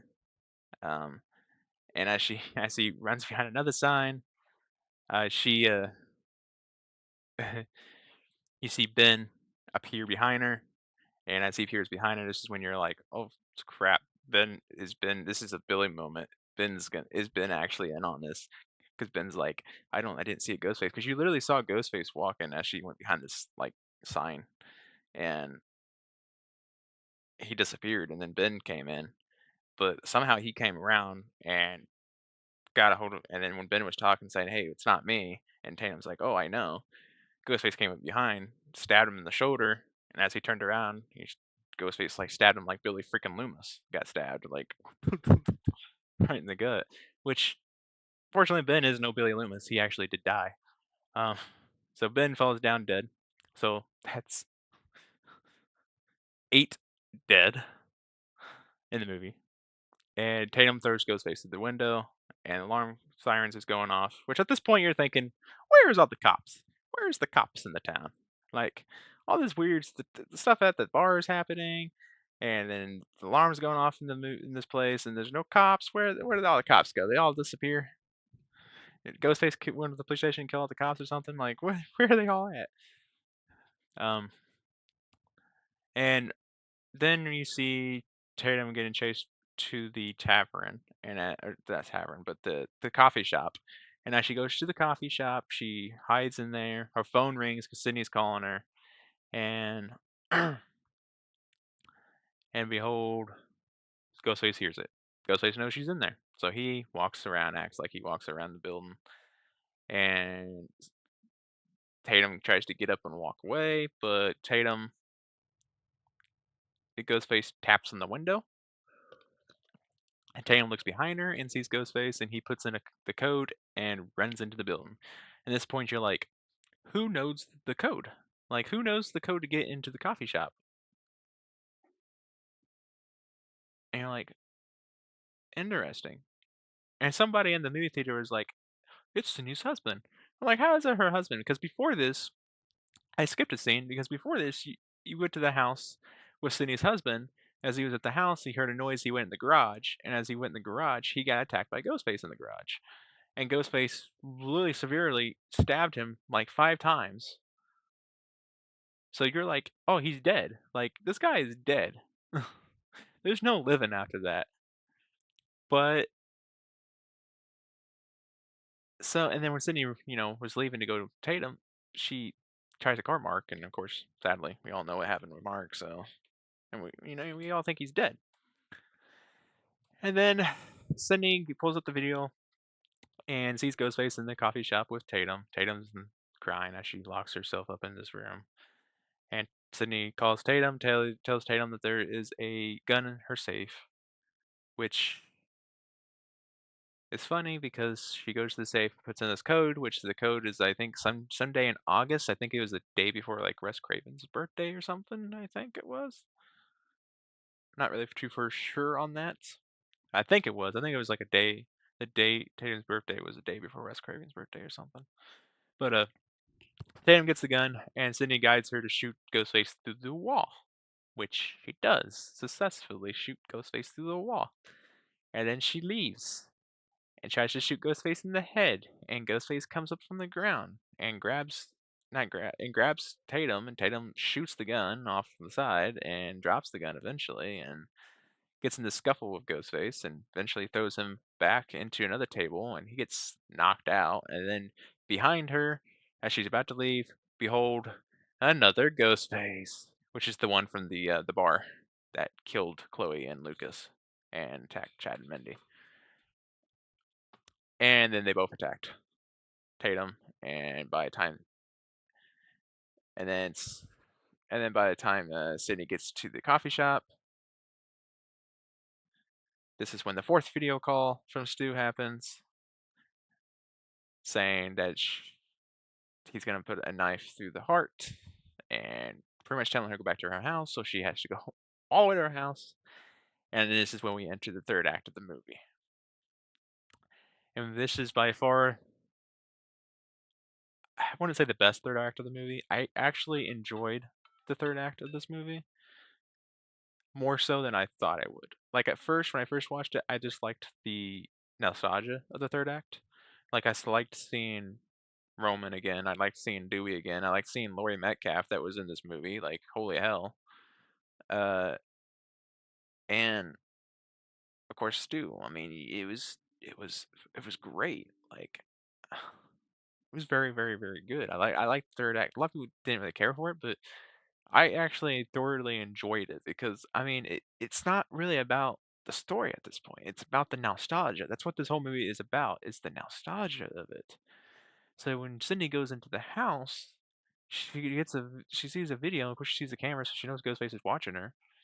And Stu's talking, and then you see Roman talk, and everybody's throwing a fit because Roman didn't have his glasses on, and it's like, guys, did you forget that Roman didn't wear his glasses when he took off the mask?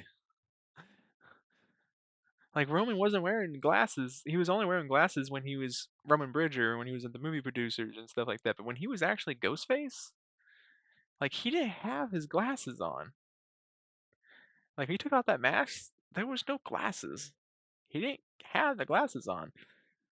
So yeah, a lot of people was like, that wasn't Roman, that was Scott Foley. But no, that was Roman Bridger, just without the Ghostface costume on like he had in Scream 3. Like he didn't see what Roman was wearing underneath the costume.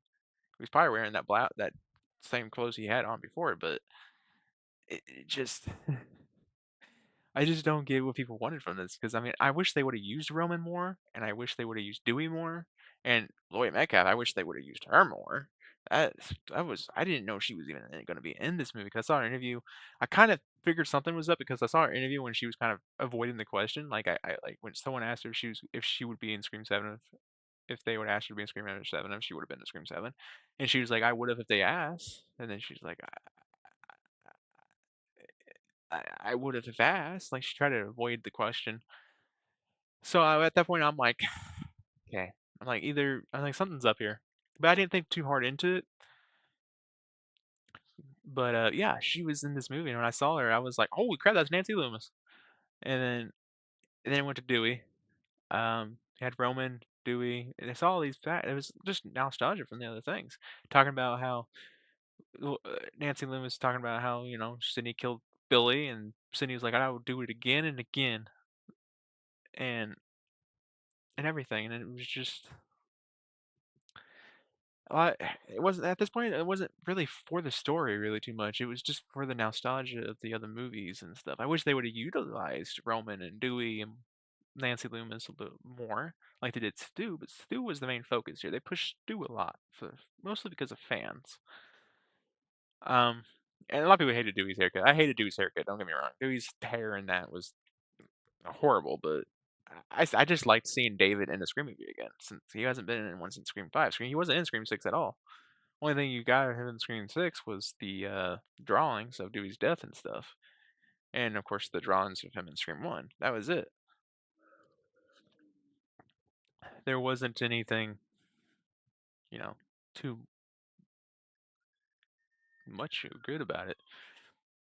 And then we had so the whole AI thing in the house was crazy, but it was I actually enjoyed it. And then she eventually, uh, when the Stu comes on TV, he's like, I thought I'd take it back all the way back to the beginning where it was a girl, they got a phone call. Oh, and somebody she loved tied up in her backyard. And then Sydney went out opened, opened up the door and saw Ghostface standing behind Tatum doing that whole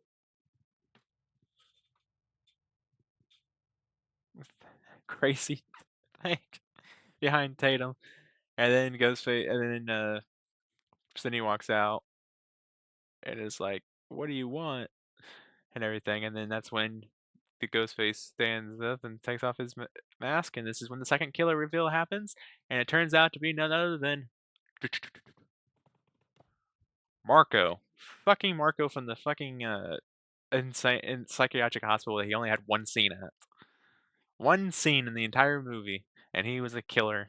And at this point, I'm like, they're definitely doing some kind of cult thing here because you saw one scene with Carl, one scene with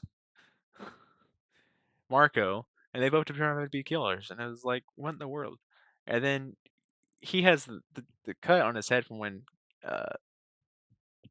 uh, Tatum hit him with the sign, and then he also had the bulletproof vest from when Tatum shot him in the chest. And we found out at this moment that him and Carl was the ones doing the killings and stuff. But then Carl got killed, so it makes me wonder if it was Carl and Marco at the theater. Marco was probably doing the phone calls to Sydney with the AI and on top controlling the lights as Mark, and then Carl was the one that actually went and killed Hannah. And we had then we had him go, "Come on out, Stu." And then the gates open up, and this is when the other ghost face comes walking in, and we think at this time, "Oh God, it's Stu." But also, who opened those gates? Those gates, I guarantee you, were not automatic. Those gates look nothing like automatic gates. They look nothing like automatic gates. And I'm sorry, even if they are automatic gates, and this killer walked up and put in the code or whatever, and hit the automated thing, and then had it back up, those gates would have opened up faster than than this killer could have probably backed up away from the thing, because they opened up pretty fast. And this killer, she was already all the way back quite a ways this before Stu apparently walked into the place. And we're supposed to believe this is Stu, and we're like, "Oh crap, Stu." Sydney's like Sydney at first is like thinking like, "Oh my God, is this actually Stu?" And then bum bum bum, third killer reveal. Turns out to be freaking Jessica, Sydney's neighbor friend, and one of the most craziest reveals I had ever even seen. Another person who only had one or two scenes before being revealed as the Ghostface killer. I think she had two. She had the coffee shop scene, and then she had the scene outside of Cindy's house. That was the only times you ever saw freaking Jessica in this movie. Two scenes. Marco had one, Carl had one, and Jessica had two. And that's when you realize that the reason why Marco had the code was because Jessica was probably a close friend of Sydney. They were close friends, so Sydney probably gave her the code to the coffee shop. So Jessica told Marco the codes. That's how Marco got the code, and Marco was the one chasing Tatum. So you know that Marco was the one chasing Tatum. So you know that Jessica was the one inside the bar that attacked Chad and Mindy and killed Chloe and then Lucas. She killed her own son because of the fact of her motive. And her motive was because Sydney changed her life when she wrote the book Out of Darkness. Scream 4 reference. Out of Darkness. I'm sorry, but the motive didn't do it for me. I hate the motive. I understand the motive. I understand it more after watching it 3 times than when I did the first time I watched it. I hated it the first time. I was like, this is stupid. This is a dumb motive, and it's the worst motive in the history of Scream franchise. It's worse than Scream freaking 4. But I wasn't gonna let the motive like change the outcome of the rest of the movie because the rest of the movie was great. Was a wonderful, wonderful, wonderful movie. All the way up until that freaking reveal. And then that reveal was just so bad. I mean, the reveal wasn't bad. The motive was just so bad. Not the actual reveal. The reveal was great. I actually enjoyed people who weren't tied to anything because they weren't tied to Bloodline or any of the other movies or anything. It was about, and because Carl and Marco, they didn't have no reason for anything. It was mostly Jessica. Jessica's motive was literally just because of the fact that Sydney Prescott didn't have the same spunk as she used to, and she wasn't in New York. She didn't go to New York. They're trying to make Sydney like they're trying to make Nev in this movie like feel bad that she didn't take the thing to go to Scream, be in Scream 6. But but Nev was actually it was an executive producer, and so she allowed this to happen to Sydney. But the motive in this movie just I hated it so much. Like I understand the motive and where they were coming from, and just being killers that had no tie-ins to anything. But and I really did like Jessica, Marco, and um Carl as killers, but I really just didn't care for the motive too much. I didn't like the motive tying back because Sydney didn't go wasn't in Scream 6. She didn't go to New York. That's what the motive was. She didn't go to New York. Like she let her family life was more important than her, I guess, killing ghost faces. I guess I don't know. The motive just it didn't do it for me in this movie. It was the worst motive I think there ever was in the Scream franchise. Worse than Scream 4, unfortunately. And it was just it just really didn't do it for me. And then they pulled out, and then I mean, Marco goes and pulls out Sydney's husband's body, which he's really bleeding, and the fact that he survived hours on a plastic bleeding out, I don't know. I think he should have been dead. He's a strong person, that's for sure. But you had then she gives the whole speech of her motive out, and then Sydney Mark cuts Tatum out. Tatum is able to headbutt Jessica because Jessica's like behind her, has a knife up, and is like, "Yeah, well, now pay attention, Tatum. Watch closely." Saying that how Jessica was gonna restart everything because she's gonna make Sydney 2.0 with Tatum and kill Sydney in front of Tatum, like how Sydney saw her mother's death in front of her. So then Tatum was gonna witness, Sydney's death and become Sydney 2.0, but didn't work that way, unfortunately. No, no, no. But yeah, she headbutted Jessica, and Sydney shot Marco in the head. Marco died. Bye bye, Marco. That's 9 dead. And then Sydney chases after Jessica and the garage and the construction of their house, and as they go through the construction of the house, you see Jessica trying to trick Sydney, which it ain't gonna work. We'll turn on the music and stuff and going over here. And Sydney's like, "Oh, please." And yeah, it just wasn't something I mean, I liked that scene, I guess, but I don't know. The motive just kind of takes a lot out of the ending here for me because of the fact it just I don't know. I did like it though, the ending. Um, not as much as I would like to. I understand the motive, but I really liked when they blew her face off though.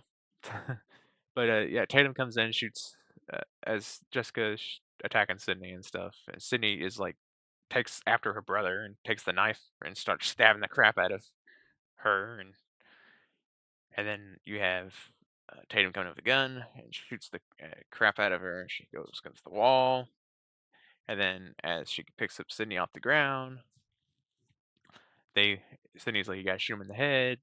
Tatum looks, she's gone. For one, how did she get up that fast and move without them seeing in the corner of their eyes? I do not know, but yeah, she's gone. They start walking out, and then Jessica comes up behind them with a knife and starts chasing, coming at them, and they just blow her freaking head off. Blow it off so freaking well. Like they put like 20,000 bullets into her face, I think, and her like front of her face just like you just hear it just like, and she just falls face first on the ground. And oh, and also in her motive, she talked about Jessica talked about how she killed her own husband because of the book, Sydney's book, and yeah, and then her son was somewhat too much like his father, so she killed him too. That's why she killed her son, which was horrible, horrible, horrible. And then, but yeah, they shoot her in the face and she dies, and they walk out, and then we get to the next scene to where Mark's getting put in an ambulance. Gail comes with Chad and Mindy, and Gail and Sydney has this heart-to-heart talk, and Sydney finally tells Gail that she was wrong and that she trusts Gail, and they go to the hospital with Tatum, and Tatum has a heart-to-heart together, and it's funny because Tatum's like, I'm Sydney Prescott's fucking daughter. Oh, I'm fucking Sydney Prescott's daughter, is what she said. And yeah, it was crazy. It was good. It was crazy. A good crazy. Yeah. That's all I gotta really say about that. It was a good crazy. Um, they had to get a hot talk with her explaining why she named Tatum after Tatum, and how strong and fierce she was, and that's what the hope for her was, and that she didn't have to go through this crap, and now she does, and it's just bad. I mean, it's just crazy. It's a crazy thing. And then we also had a very as they Gail, Tatum, and Sydney are walking away, and also Gail gives off the news report to Mindy, has Mindy and Chad just deal with it. She pretty much is walking away from the news fame. It looks like. I mean, she's had her career in it, so I think now she just wants to be there for Sydney. And yeah, and it's just crazy. And then as they walk away, the end credits happen, and as the end credits happen, there's a little after scene with Mindy and uh Mindy and Chad, and they're doing the news report. It's just a little funny after scene of them trying to do the news report, and then as Mindy's starting to talk and try to do the news report, Chad's like, "Oh, I didn't have the camera on," which was just it was funny. It was a little funny after scene that I actually like. If the Chad and Mindy fans would actually probably enjoy. I watched it every time I watched the movie because I wanted I watched it once with me by myself, once with my wife, and once with my mom, and I had them. I say to watch it because they haven't seen it before, so I let them watch it. Like if I ever watched the movie on the streaming or own the movie or whatever, I would never probably watch the after scene to be honest because I'm not really a Chad and Mindy fan. But yeah, I mean, that's pretty much everything that really happened in the movie. I mean, there's a few things I didn't talk about, but there's a my I forgot about a few things with Gail. Like Gail had she had the shakes because when she got attacked in New York. She I guess she got nerve damage like Dewey, so it's kind of like a little Dewey reference because she got nerve damage. So when she picked up the coffee thing at the house when they got the second video call from Stu, and she was shaking, she was like she couldn't drink too much. And then at the news station after they talked and Sydney was talked about how told Gail like how would you like if I asked you about Dewey and stuff and then Gail was like I think about it like 500 times a day or whatever. And then Gail goes to her purse and whatever and you see her like shaking when she's taking her pills and stuff. So I like how they had that because I mean she got screwed up in New York, so I'm glad they had some kind of damage to her. Like if she would have got that messed up and then would have been fine, I would have been like, nah, because Dewey he got stabbed once in the back and he had nerve damage.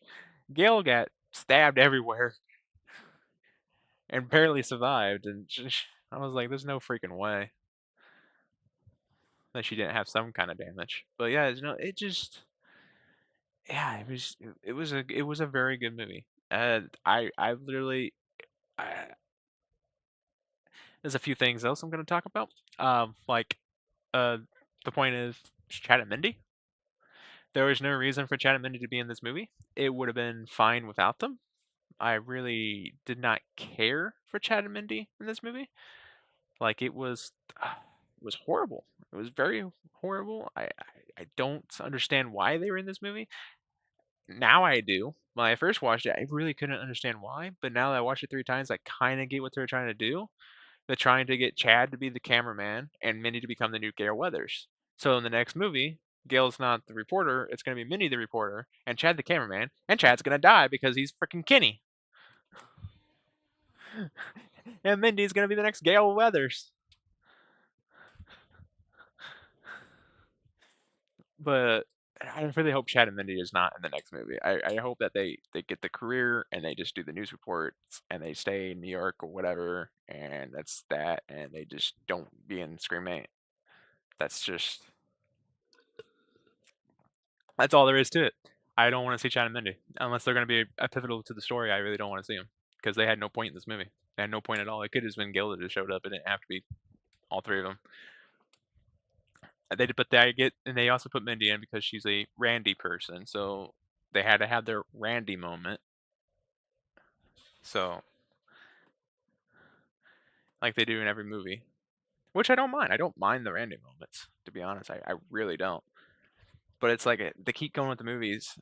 How are they gonna keep talking about? Like he had, you know, first one was about horror movies, and then you had sequels and trilogies, and then reboots, and then requels, franchise, and Scream Six, and now nostalgia.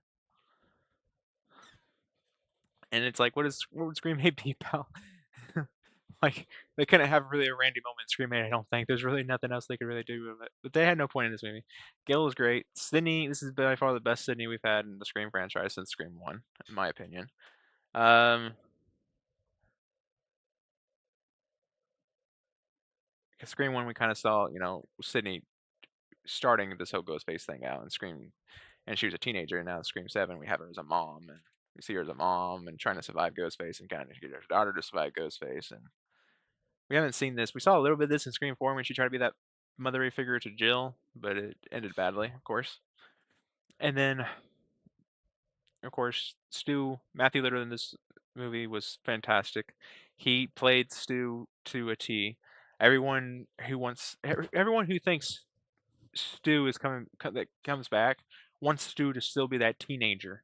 It's like it's been 30 years. People change in 30 years. He's not going to be the same teenager he was in Scream 1. He's not. There's no freaking way. Like if you look at yourself, are you still that same teenager you was in 17 in high school? No, you're not. You have a family, you have a wife, you have kids, you have a job, you have responsibilities. Like, yeah, Stu got really screwed up and he probably didn't really have much of it. He doesn't really his family's rich, so he doesn't really have to worry about any of that stuff, but he is still a grown man. He's not going to be the same Stu Macher that we have. And so people, when they try to evaluate Stu in this movie, they see like, oh, he's not the Stu from 1996. Of course not. He's not going to be. That's not the point. Like I'm a Stu fan and I'm a Matthew Lillard fan, and I think yeah, the AI thing and Stu. I wish they just would have had it actually be Stu. But like I said, I think that first phone call was actually Stu, and the other ones, the second, third, and fourth, and the one in the house, so the fifth one, was all AI, because all of those did not have the same scarring as the first video. The first one literally looked like true scarring, like someone who really got screwed up. Like, if you go back and you watch it, you will see that the first phone call, it looks like he really got screwed up. And then the rest of them, you barely see anything. You don't see anything at all. You see one little cut right here, and that's it. That's it. So it's like So this movie didn't put Stu to death, or Stu. This movie did not confirm that Stu is dead. This movie pushed it more that Stu is still alive because of the things that they did.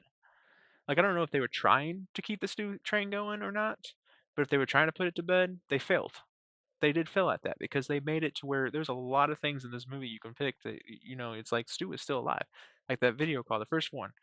And then you have when they mentioned that his records went missing from the coroner and stuff, the coroner records and stuff, and the funeral home and stuff like that all went missing. Marco, Jessica, and Carl are not smart enough. As you can clearly see, they were all freaking psychos. None of them were smart enough to think about, oh, let's go to the funeral home in Woodsboro and freaking steal the documents, make them seem like Stu was alive. And if they had any questions, all they had to do is dig up his freaking grave and do bone tests or DNA tests on his bones or whatever. But they didn't. And the attack at the house in Woodsboro, I don't see Jessica, Carl, or Marco doing it. I think that was actually Stu. I think Stu was actually at the house and he burned his own house down because the fact he did not like his like. Actually, I don't know why he would burn down his own house. To be honest, I can't think of a reason, but I think it was Stu. I do not think it was Jessica, Marco, or Carl that went to that house because there's no way. I haven't really looked it up yet, but I don't see how there's a way that they can go from California to Indiana in a few hours time. Like, yeah, sure. I mean, it was probably like 10 o'clock at night when Scott and Madison got killed. But then you would have to take a late night flight, which are sometimes in America, those flights are very hard to get. And if you do get it, you have to go different places, and it will take you pretty much 8 hours or more to even get where you're going. So I don't buy it because because the American uh, flight system is not as great as people think it is. It's really not. So when you're flying, y- sometimes, especially late nights, sometimes you don't even. Sometimes they'll be all booked and you won't even be able to get a flight until the next morning. So, and then sometimes you have to go different places. Like they'll take you to like they won't take you straight to there. They'll take you to like a different state, and then you have to take another plane to go to there, and then they take you over the place. Usually that's if you go. Usually that happens if you go to like different countries, but I just don't see Jessica, Marco, or Carl at the Stu Marker house burning down that house. I think that was actually Stu. And then, of course, with the documents going missing, and then the first phone call, video chat of Stu and the scars, there's a lot of things here that still points that Stu is alive. And I'm still on that. I'm still on it. I'm still on it that Stu is alive and he's gonna be in Scream 8. That those three, that Jessica, Carl, and Marco were just part of that cult of Stu. Like, there's just there's no way around it. Because I mean, they were just random people, pretty much random people that was doing it, and that's what a cult usually is. They're just random people that do things, and that's what this was: random people of Stu's disciples that did the killing spree for Stu. And then I think since they died, Stu's probably gonna come and scream mate. And Marco saying, "Oh, Stu's dead, but he's alive in spirit or whatever." That's just divergence. That's just them trying to trick us into looking away from the whole Stu theory. Be like, okay, Stu is not going to be in Scream 8. They're trying to say that Stu's dead in this. They're going to put it to bed finally, but they're not. They're really not. They're trying to take your attention off of it, so that way when Scream 8 comes, and Nev Campbell even said that she has a great idea for Scream 8 while filming Scream 7. So maybe she had come up with a good way for Stu to be alive. And I think it has something to do with the psych hospital and the missing documents and stuff. And I think they're going to implement it in Scream 8. And I know Kevin Williamson has gone on some podcasts now and saying he doesn't really remember saying that Scream 3 was going to be have Stu in it and stuff. And he's contradicting what Matthew Lillard said all those years ago, and himself what he said all those years ago. Because he did come out all those years ago and say Scream 3 was supposed to be about a cult of Stu. And Matthew confirmed it. And Matthew said he was even paid for it. And now Kevin Williamson's trying to backtrack it and go, oh, by the way, I don't remember ever saying that. That's not a thing. Yada yada yada. Like I don't know what Matthew's talking about, but I know that would never happened or whatever. Like I don't remember.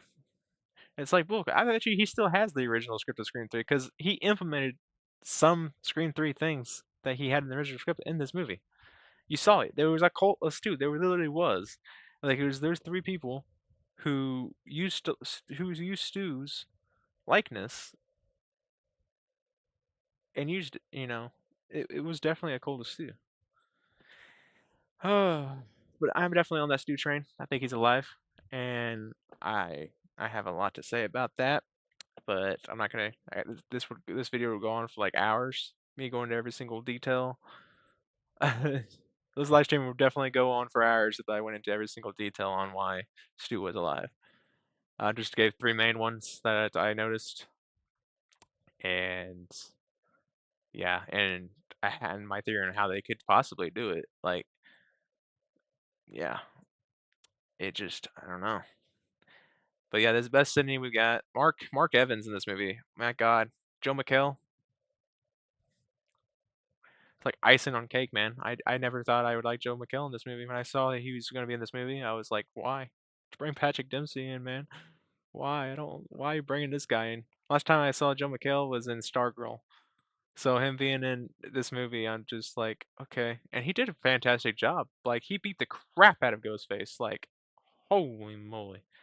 And of course, yeah, he eventually got stabbed to death, but almost died. But it just, I don't know. It was definitely just something that I really enjoyed Joe McHale in the movie. I'm really glad that he did it. I really am. Tatum, love Tatum. Tatum is think of the best character in Scream 7, besides Sydney and Mark Evans. Um, Tatum is definitely really freaking good in this movie. She definitely, you can tell that she definitely is a final girl, and she definitely is a Sydney Prescott's, and she definitely is a Sydney Prescott daughter. That's for sure. Um, but yeah, I know I sat here and I talked for like 2 hours straight, pretty much with a few breaks here and there in between. But anybody in the chat that has any other opinions on Scream 7 that would like to say anything?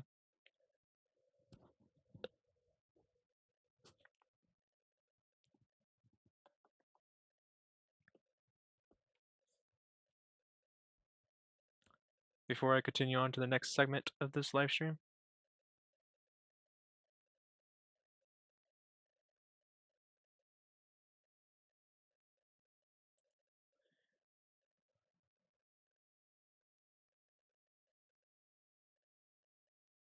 All right. So yeah, so we had 10 deaths in this movie.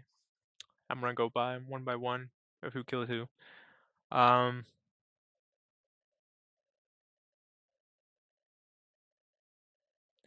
and I'm gonna do this with the stew is alive in mind. Scott and uh Michelle, or I think it was Michelle or whatever. Yeah, the opening kills, those two were killed by Stu. Um,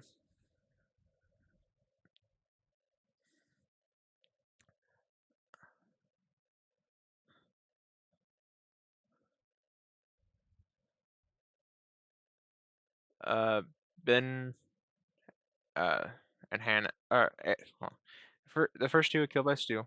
Then you had Hannah and Aaron at the theater. They were killed by Carl. And then you had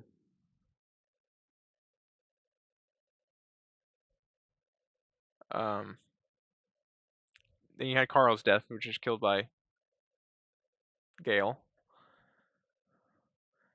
And then we had uh, Chloe Lucas was killed by Chloe and Lucas. That was killed by Chloe and Lucas was killed by Jessica. And then we had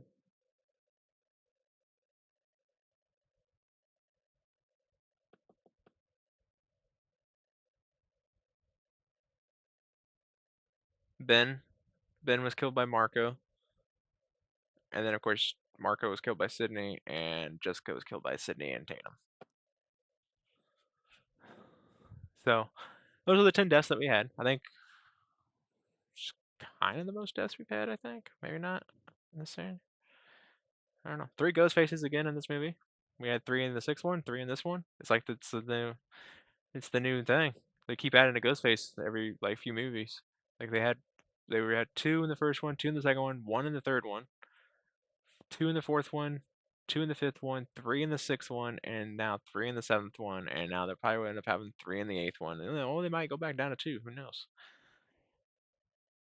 I don't know. I'm not gonna do anything too much on 8 until I know eight's actually confirmed to happen.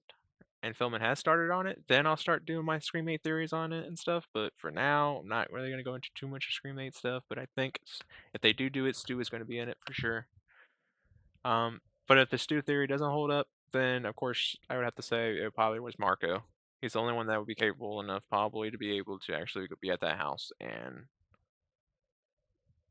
kill those two at the beginning. But everybody else would still just be the same.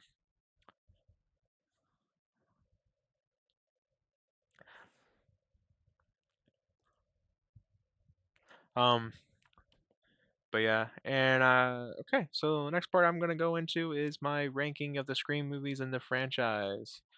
So we have 1 through 7. So after watching Scream 7 3 freaking times in the theaters,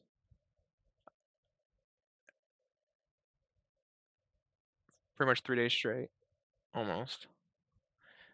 Um, but yeah, after seeing it 3 times, I would have to, and after I kind of saw what they were trying to do and got to like a few more scenes here and there. The motive was the only thing that I really didn't care for, but I've kind of go into appreciating it a little bit with the fact because it was random people doing the killing. They wasn't tied to anybody. It wasn't blood related. It wasn't like people who knew, was fans of the Scream or the Stab movies and stuff like that. Like it was nobody connected to anything. Um, I appreciated more because of that. But the whole you wasn't in New York, so I'm gonna kill your friends and stuff. It just made no sense. So that's the only thing I have to nitpick about it. So with that, I'm gonna put Scream 7 in first place.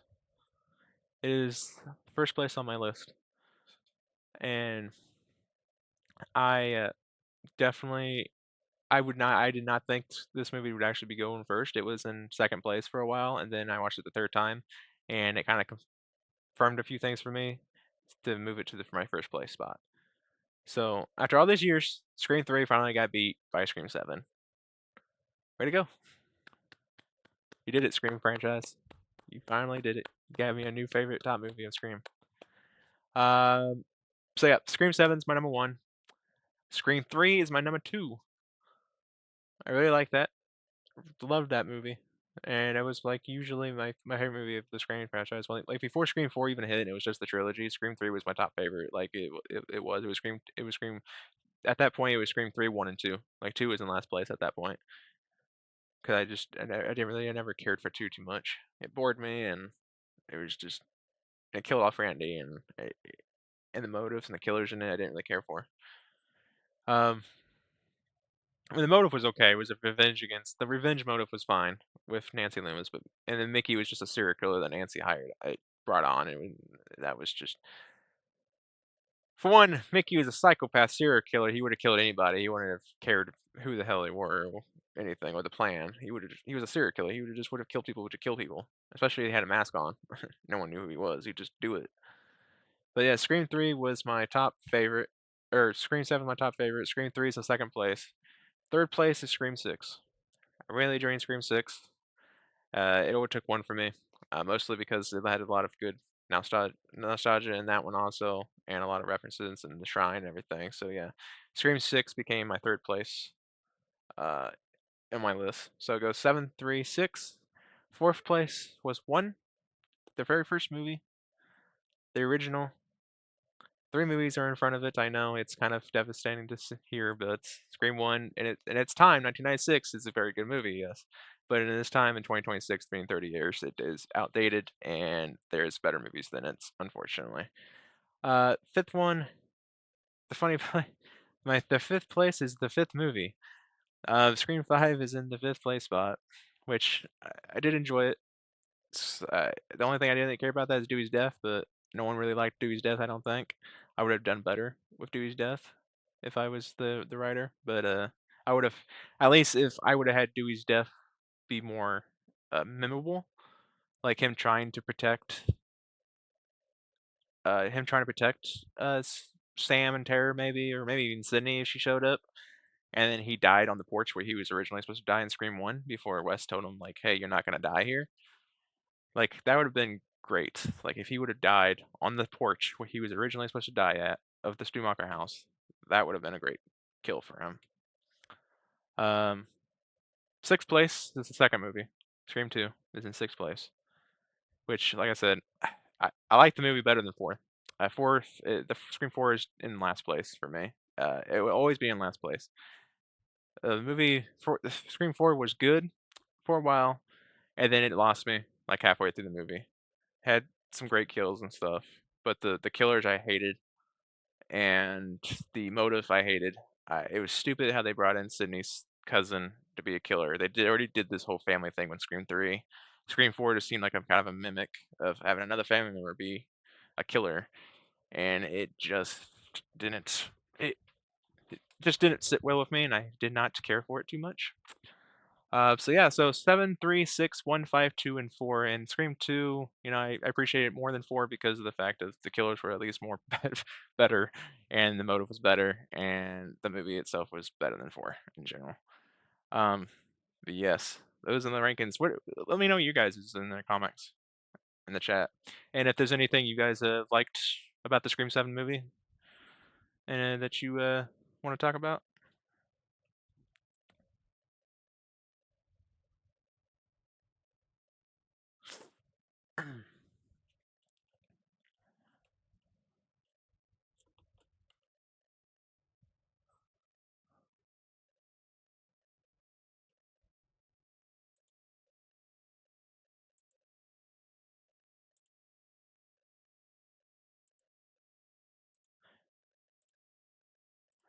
Um,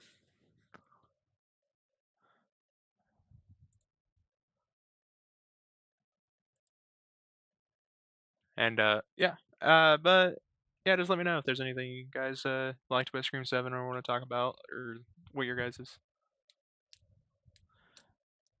Yeah, like I said, like Sydney was like, I think this is the best version of Sydney Prescott that we've had.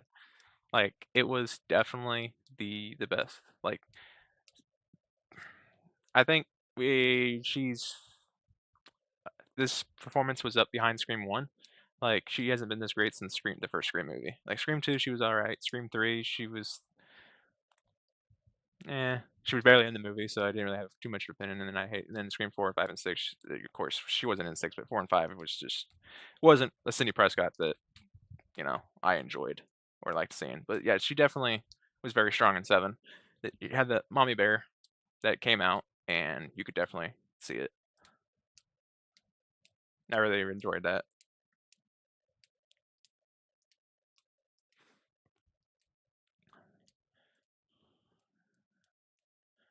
Um, and then the ranking now of all the Ghostface killers that we've had, I'm going to rank them of my rankings, my favorite ones. Uh, of course, the first one for me is the one and only, and this will never probably change. It hasn't changed yet, and even with Scream 7 being in my first place, the killers here are not in first place. But the very first killer, my top one is Roman Bridger. Big Roman fan. Like I appreciate seeing him in Scream 7. His performance in Scream 7 was. I wish they would have used Roman more in Scream 7 than just like 5 seconds. And I wish they would have had like a kind of like a little dream sequence maybe, or flashback maybe with him. I think that would have been very great. But they didn't really use Roman too much. They used him for like 2 minutes of the movie.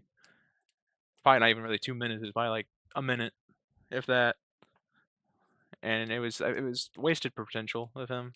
But he is my top favorite Ghostface in the entire franchise. And then up behind him would be Stu.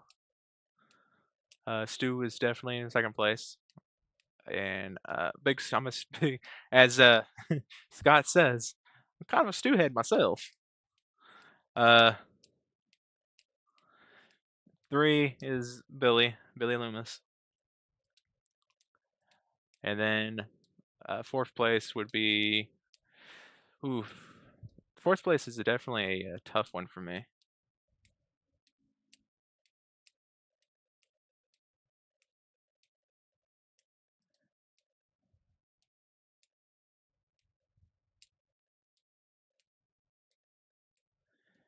Um, I would probably have to say 4 would be. God, it is very tough.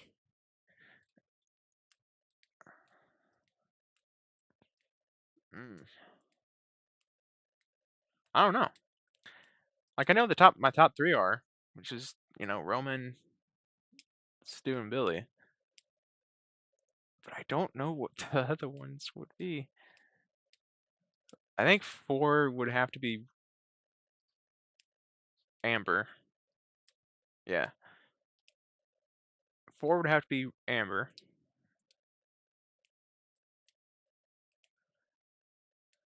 5 would have to be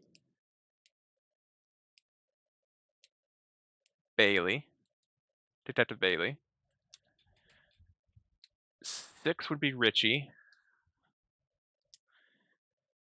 7 would be uh 7th would be Mickey. 8th would be Quinn.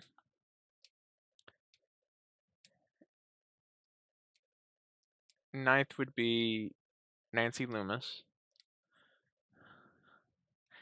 10th would be Ethan. 11th would have to be Marco. No, Jessica. Jessica would be 11th. 12th would be Marco. 13th would be Carl.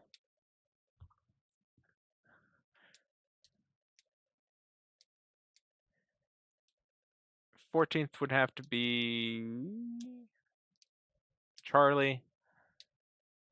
And then Jill. And then, of course, you had the 2 and 6 that. Oh, yeah, Amber was, like I said, Amber was great, yeah. Amber would have to be the 4th place for me, because she did a fantastic job in 5.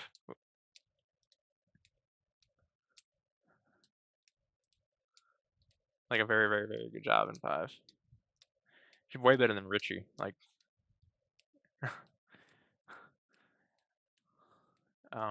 and then, of course, the last 2 place would have to be to the 2 non-ghost faces. A lot of people don't even count as ghost faces, even though they technically are ghost faces in a way. They just didn't get to go on with the plan because they got killed before they could. Was, of course, Greg and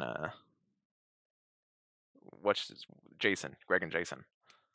Of course, Greg would be in last place, and Jason would be like before him.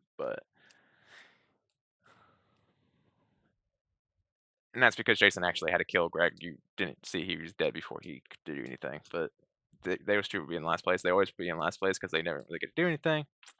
But yeah, those are the kind of the Ghostface rankings for me, and movie rankings.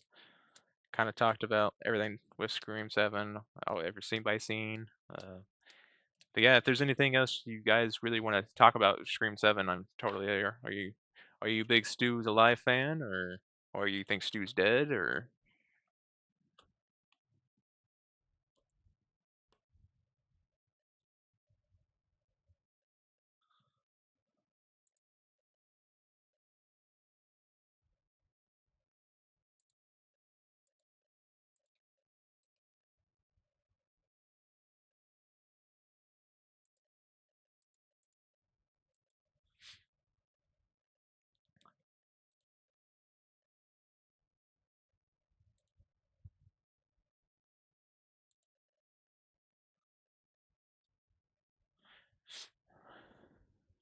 Because I mean, like I said, I think I'm a big believer in the Stu is alive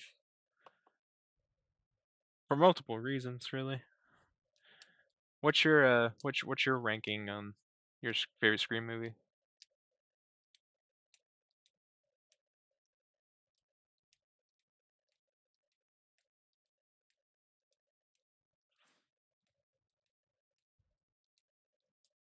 And did Scream 7 like do it for you? Was it as good as you thought it would be? Was it better than you thought it would be? Was it bad? Did it not do it for you, or is it like a movie you're like, I don't know, we're gonna watch it again, or?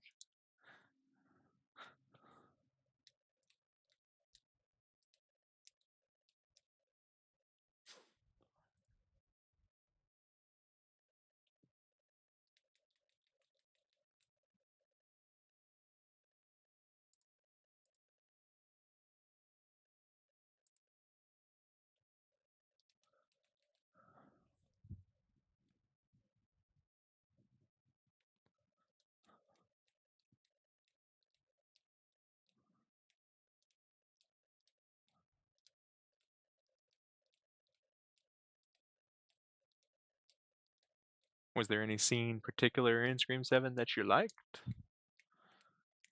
Or anything?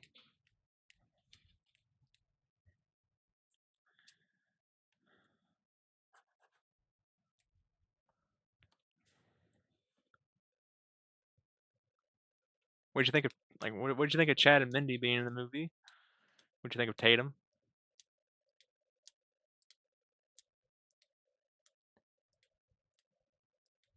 You think Tatum was as strong as Sydney, or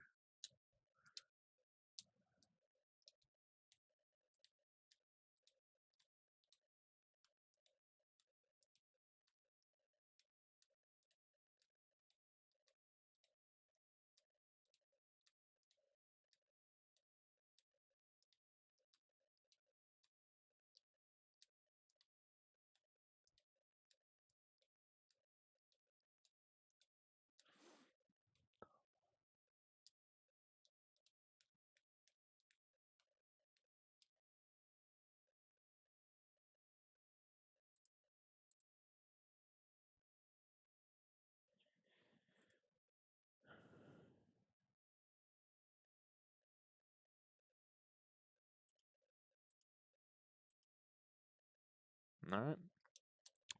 Well, if there's anything else you guys want to discuss, talk about, you can leave it in the comments below. I think this is going to do it for this stream for tonight. I've talked about everything that I had to talk about with the Scream 7 live stream, and hope you guys enjoyed the video and liked it. Stay tuned because on Monday nights we're going to be doing a Buffy the Vampire Slayer season 1 review and ranking of the episodes and everything. A lot of Buffy talk and what your guys' favorite episode and scene and characters are in the first season. And yeah, that's gonna be a lot of fun. Hopefully I see y'all there.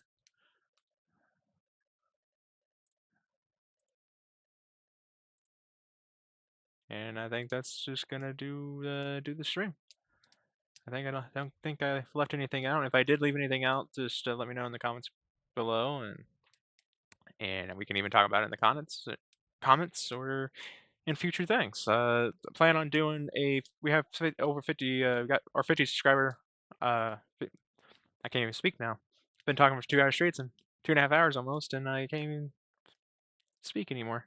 Uh, but we have reached 50 subscribers now, so there will be a 50 subscriber milestone live stream happening soon, and we're going to be doing a watch party of a movie I don't have quite yet, but that will be announced in the uh, community chat on the channel either tomorrow or Monday. Well, not Monday, but because it'd be happening. It's gonna happen probably before Monday or after Monday. Not for sure. But we are definitely gonna be doing. It might happen sometime soon. But yeah, if you want to stick around and see that, great. Join me for the 50 miles. For the 50 milestone mark of subscribers, as we will watch a movie that I have yet to choose. And I will see you all then. And there's also going to be the last Buffy episode for the season will be up Monday morning, and then Monday night like I said, we're gonna have another live stream for the Buffy talk, and it's gonna be an interesting one, and I can't wait for everyone to kind of come to that and see that. Um, yeah, and I can't wait to talk to you guys about it. And that's all I have really to say, and I will see you guys in the next video. Have a great night, and